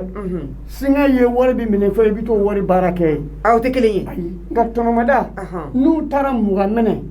ka n'o kɛ ka du mɔgɔw ɲɛ dɔ bɛ taa bila o mugan tɔnkɔrɔ hali n'i ye san 100 kɛ i bɛ baara kɛ su ni tile o tɛ jate dɛ fo mugan in ka sɔrɔ ka taa di donc baara in tɛ mugan in abada tugu tɛ y'o k'anw fɛ yan subahanallahi o kɛra tugu tɛ n'o ye olu fɛ donc i bɛ bila garanti la nka garanti fana kɔnɔ i b'i si bɛɛ baara kɛ o tɛ jate colonisation nana n'o ye colonisation y'o kɛ yan o kɔni tɛ kɛ sisan ayi moriw ka temps jamana o tɛ kɛ dɛ ayi moriw ka temps kɔnɔ o banna o mali kile ka yɛrɛ ta muru ta ye sariya sugu la n'i taara wari dɔnna maa fɛ u b'a tile jate tile kɔnɔ n'a y'a sɔrɔ tile journée kun ye 50 ye a tigi ka tile journée bɛ kɛ 25 ye wali kile 30 a kɔni bɛ bɔn a ye wari min jate a b'o baara kɛ a bɛ fara ɲɔgɔn na alhamdulillah okay donc an b'a essayer ka nɛgɛjuru siraw labila nin waati in na an ka foli ni kanu bɛ bɛɛ lajɛlen ye nɛgɛjuru sira olu ye 20 72 02 93 20 72 02 93 ani Gabana de bɛ ɲɔgɔn bolo an karamɔgɔ imam Cɛrɛna Hadi Cham ale kɔni taara nka karamɔgɔ Adama Daɲɔ bɛ yan nɔ ni mɔgɔ minnu b'a fɛ ka ɲininkali tɛngu an na an bɛ kuma na esclavage par asanas jɔnya ni dɔw k'a ma laada kɛrɛnkɛrɛnnenya la min bɛ Marakadugu la bi n'a kɛlen don ka kɛwale cɛjuguba ye n'a kɛlen don ka maliyɛn bɛɛ kuma sulu barisa maa faga bɛ a la maa kantigɛ bɛ a la maa kunci bɛ a la maa kɔnɔtiɲɛ bɛ a la ko parce que a tigi y'i ban k'a tɛ kɛ jɔn ye k'a tɛ a ka dumuni sagalen t'i la a ka balo sagalen t'i la a ka fɛɛrɛ sagalen t'i la a ka fosi sagalen t'i la ko mais ko wajibi barisa ale mɔkɛ ta mɔkɛ ye jɔnya kɛ e mɔkɛ ta mɔkɛ ye ko kuma ale fana k'a kɛ wajibi la ka sɔrɔ e tɛ fosi di a ma a mago t'i i ka sɔrɔ fana na alors a bɛ musoya jɛmukan kan musoya ni sɔgɔma i bɛ fɔ k'an balimamuso fo Sidibe Musa ni Jara a tulo b'i la ne ye so de ne fana ne fɔ k'a ye région na ne ɲɔrɔ sa de ok an b'i fo i sɔ n ko bɛɛ ka fɛn fɛn fɔ silamɛya wo laadaw ni si tɛ kɛ parce que jɔnya ye sigiɲɔgɔnya dɔrɔn de don jɔnya de don dɔrɔn sarati fɛn de bɛ minnu bɔra Beledugu ni Wasolo ni Maninkala n'olu taara yen dɔrɔn depuis fɔlɔfɔlɔ olu kɛ jɔnya banna ni jɛ mais maintenant kɛlɛcogo in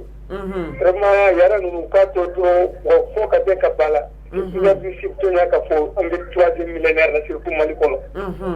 maintenant n'a ko k'u b'a kɛlɛ fanga la a bɛ juguya de parce que aw minnu bɛ France n'a y'u bila ka na n'u ma se ka segin yen a b'u radicaliser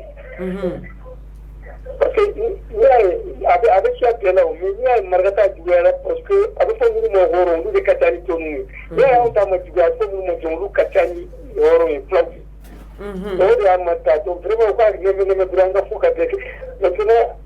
an ka hakili bila dusu ɲɛ an ka hakili bila dusu ɲɛ voilà maintenant Mali problème ye min ye i karamɔgɔ wo i faama wo ni si tɛ se ka min na ninnu ye fagali kɛ Jara ye min fɔ ne yɛrɛ bɔra Janjinɛ an ka misiw kun bɛ yen ninnu y'a kolokolobaw ye karamɔgɔ kunda wari kunda olu tɛ minɛ c'est des exécutants c'est ça le problème parce que cadre baw ni officiers ni ambassades ni fɛn fɛn bɛ mara kunna a bɛɛ hɔrɔn ye ninnu ye kalanbaw kɛ donc sariya tɛ se ka bɔ pour le moment n'u bɛ bɛɛ dɛ donc u k'a kɛ ala kama u k'a bila ni hakiliya dɔrɔn an ka kɛlɛ ninnu karamɔgɔ ninnu k'u jija sira ka boli Mali la karamɔgɔ de ye Mali problème ye an k'o fɔ ma yafa ma karamɔgɔ dɔw an b'i fo k'i waleɲuman dɔn i sɔ 20 72 02 93 20 72 02 93 so ko an ka hakili bila dusu ɲɛ an ka taa dɔɔni nka ko karamɔgɔ dɔw ani senkola dɔw k'olu de yɛrɛ de y'a ko faamaba allo an bɛ musoya jɛmukan kɛnɛ kan allo oui an tulo b'aw la an ni tile Tanti Kumba nse an ni tile ne ta ye foli la ka jɛmukan ka di toro o diyara n ye kosɛbɛ aw ye denmisɛnniya k'aw jilaja a k'aw siya woloma ni ɲɔgɔn woloma a k'o dabila bon an bɛ mɔgɔkɔrɔbaw lamɛn ok alhamdulillah o diyara n ye mais mɔgɔkɔrɔba bɛɛ tɛ dɛ parce que mɔgɔkɔrɔba dɔw de bɛ ka nin wale jugu ninnu kɛ 20 72 02 93 20 72 02 93 Mali mago bɛ ɲɛta de la ɲɛta tɛ sɔrɔ diɲɛ na k'a to an yɛrɛ bɛ ɲɔgɔn hakɛ dilantigɛ alors an bɛ musoya jɛmukan kɛnɛ kan allo an ni sɔgɔma Tanti Kumba nse an ni sɔgɔma Awa Jalo ka bɔ Senu ok an tulo b'aw la ɲininkali b'aw bolo abamuso ka di sa o diyara n ye ok amin 20 72 02 93 an mago bɛ ka ɲininkali de tɛngun ou bien ni mɔgɔ minnu bɛ jɔnya pour la minnu b'o la kan ka kɛ barisa o caman fana bɛ yen nɔ alors an bɛ musoya jɛmukan kɛnɛ kan an sɔgɔma nse an ni sɔgɔma tɔgɔ si tɛ n fa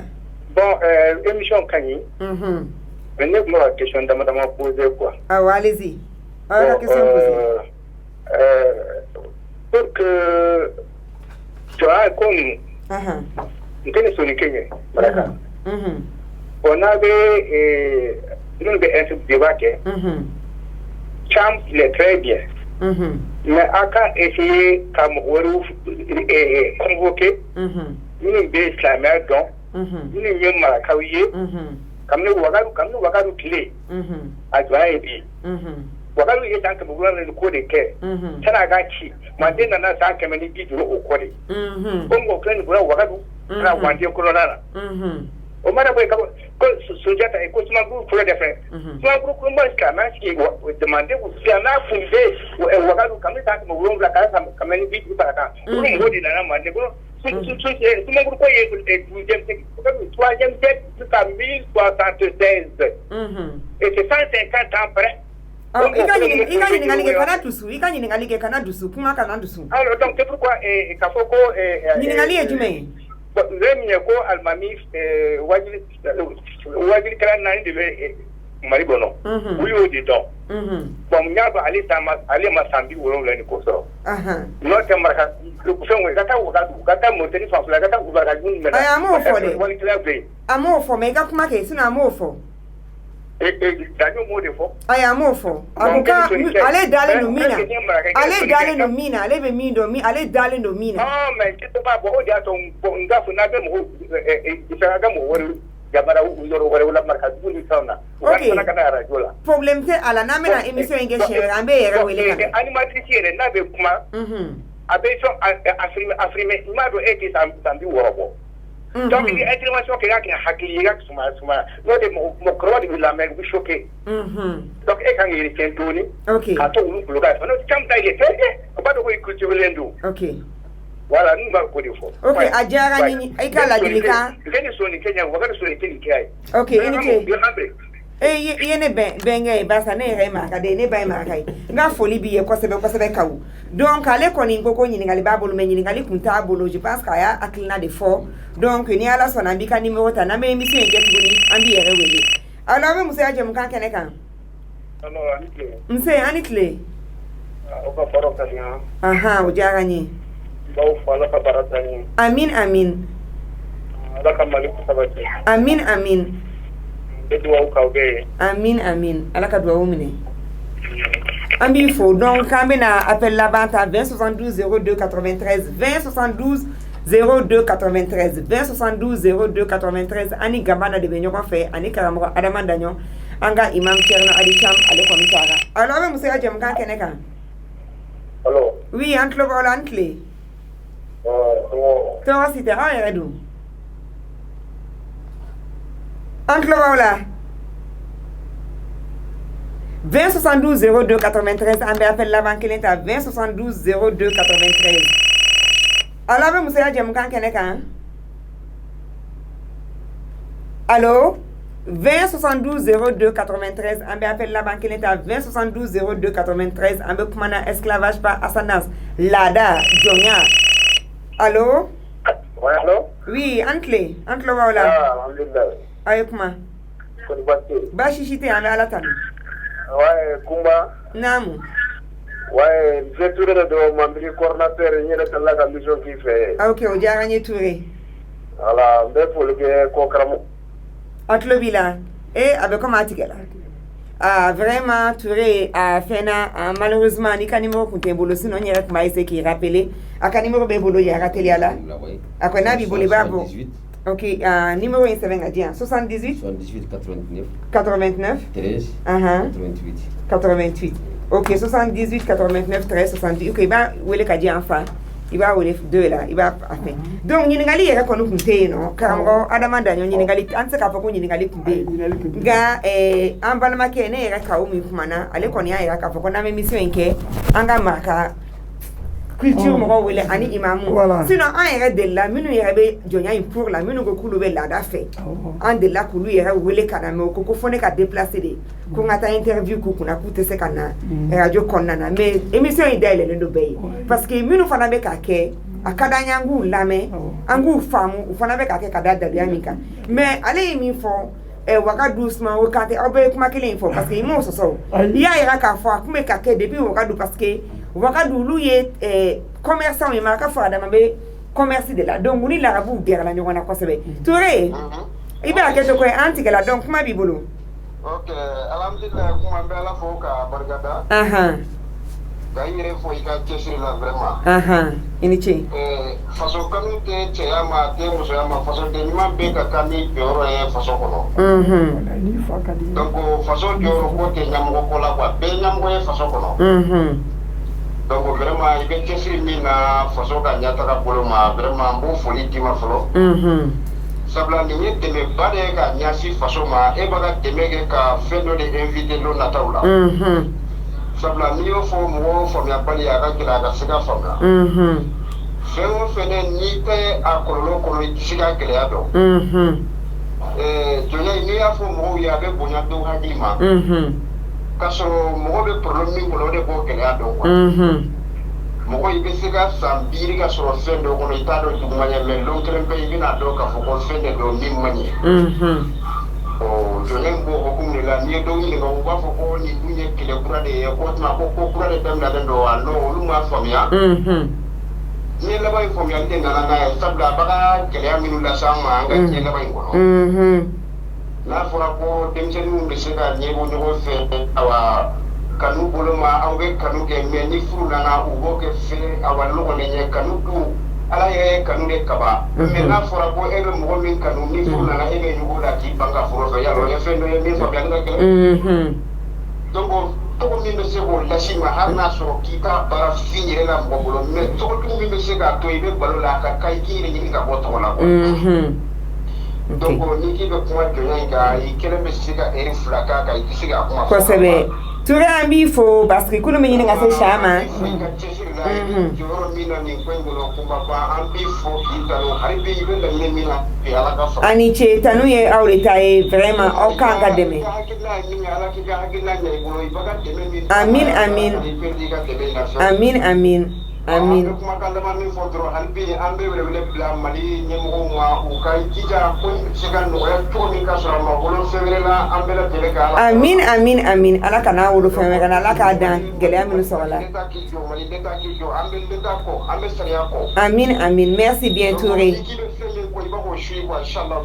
Merci. An bɛ an lamɛnbaa n'an kanubaa bɛɛ lajɛlen fo kulu sera si ma a y'a fɔ cogoya min na a kɔnɔ ka don a kɔnɔ ka don nka an b'an seko k'a la dɔɔni dɔɔni an b'a kuma fɔ. Ladili kuma dɔɔni fɔ marakakɛ ye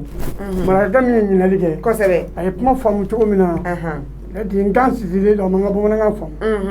ne ma fɔ wajulikɛla tɛ Mali kɔnɔ. I m'o fɔ. N ko min ka di n ye. I m'o fɔ. Hali ni den bɛ kun n'a ba sin min ni sin min mɛ ni man d'a ye a bɛ bɔn a bɛ taa kosɛbɛ kosɛbɛ i y'a fɔ ko min ka di ye ne hakili la karamɔgɔ Cheikh Nadi Cham ni mɔgɔ 4 bɛ yen a bɛ jate 4 ninnu ne olu ka wajuli de fɛ i y'o de fɔ mais ne t'ale yɛrɛ dɔn n'a ye kumana don min na a ka ɲuman a bɛ faamuya parce que ale ye ale bɛ laada pour la a ka yafa ma ale bɛ laada pour la ale bɛ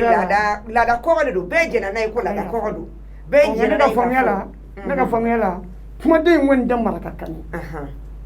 siya o siya bɛ anw fɛ Mali kɔnɔ jɔnya marakakan tɛ a t'a kisi ka kan ka ɲini u fana fɛ k'u ja ka kuma in kɔrɔ ɲini k'a dɔn jɔnya kumaden in wɔɔrɔ ni mun de don laada i faw ni bɛnbakɛw ye fɛn min sinsin o de y'i ka laada o b'i ka kan kɔnɔ fɛn fɛn t'i ka kan kɔnɔ o t'i ka laada an k'o faamuya sɔrɔ ka yafa ɲini k'a fɛ a jɔnya ka d'ale ye o a man d'ale ye o nka ne ye kuma min kɔni fɔ ma fɔ wajulikɛla tɛ Mali kɔnɔ dɛ i m'o fɔ ma fɔ u tɛ se wajuli la waati dɔ fana sinɔ ye sijɛ ye i ye cɛkɔrɔba ye ne ye kuranɛ kalan k'a jigin n t'a dɔn ka lagadeli kalan n t'a dɔn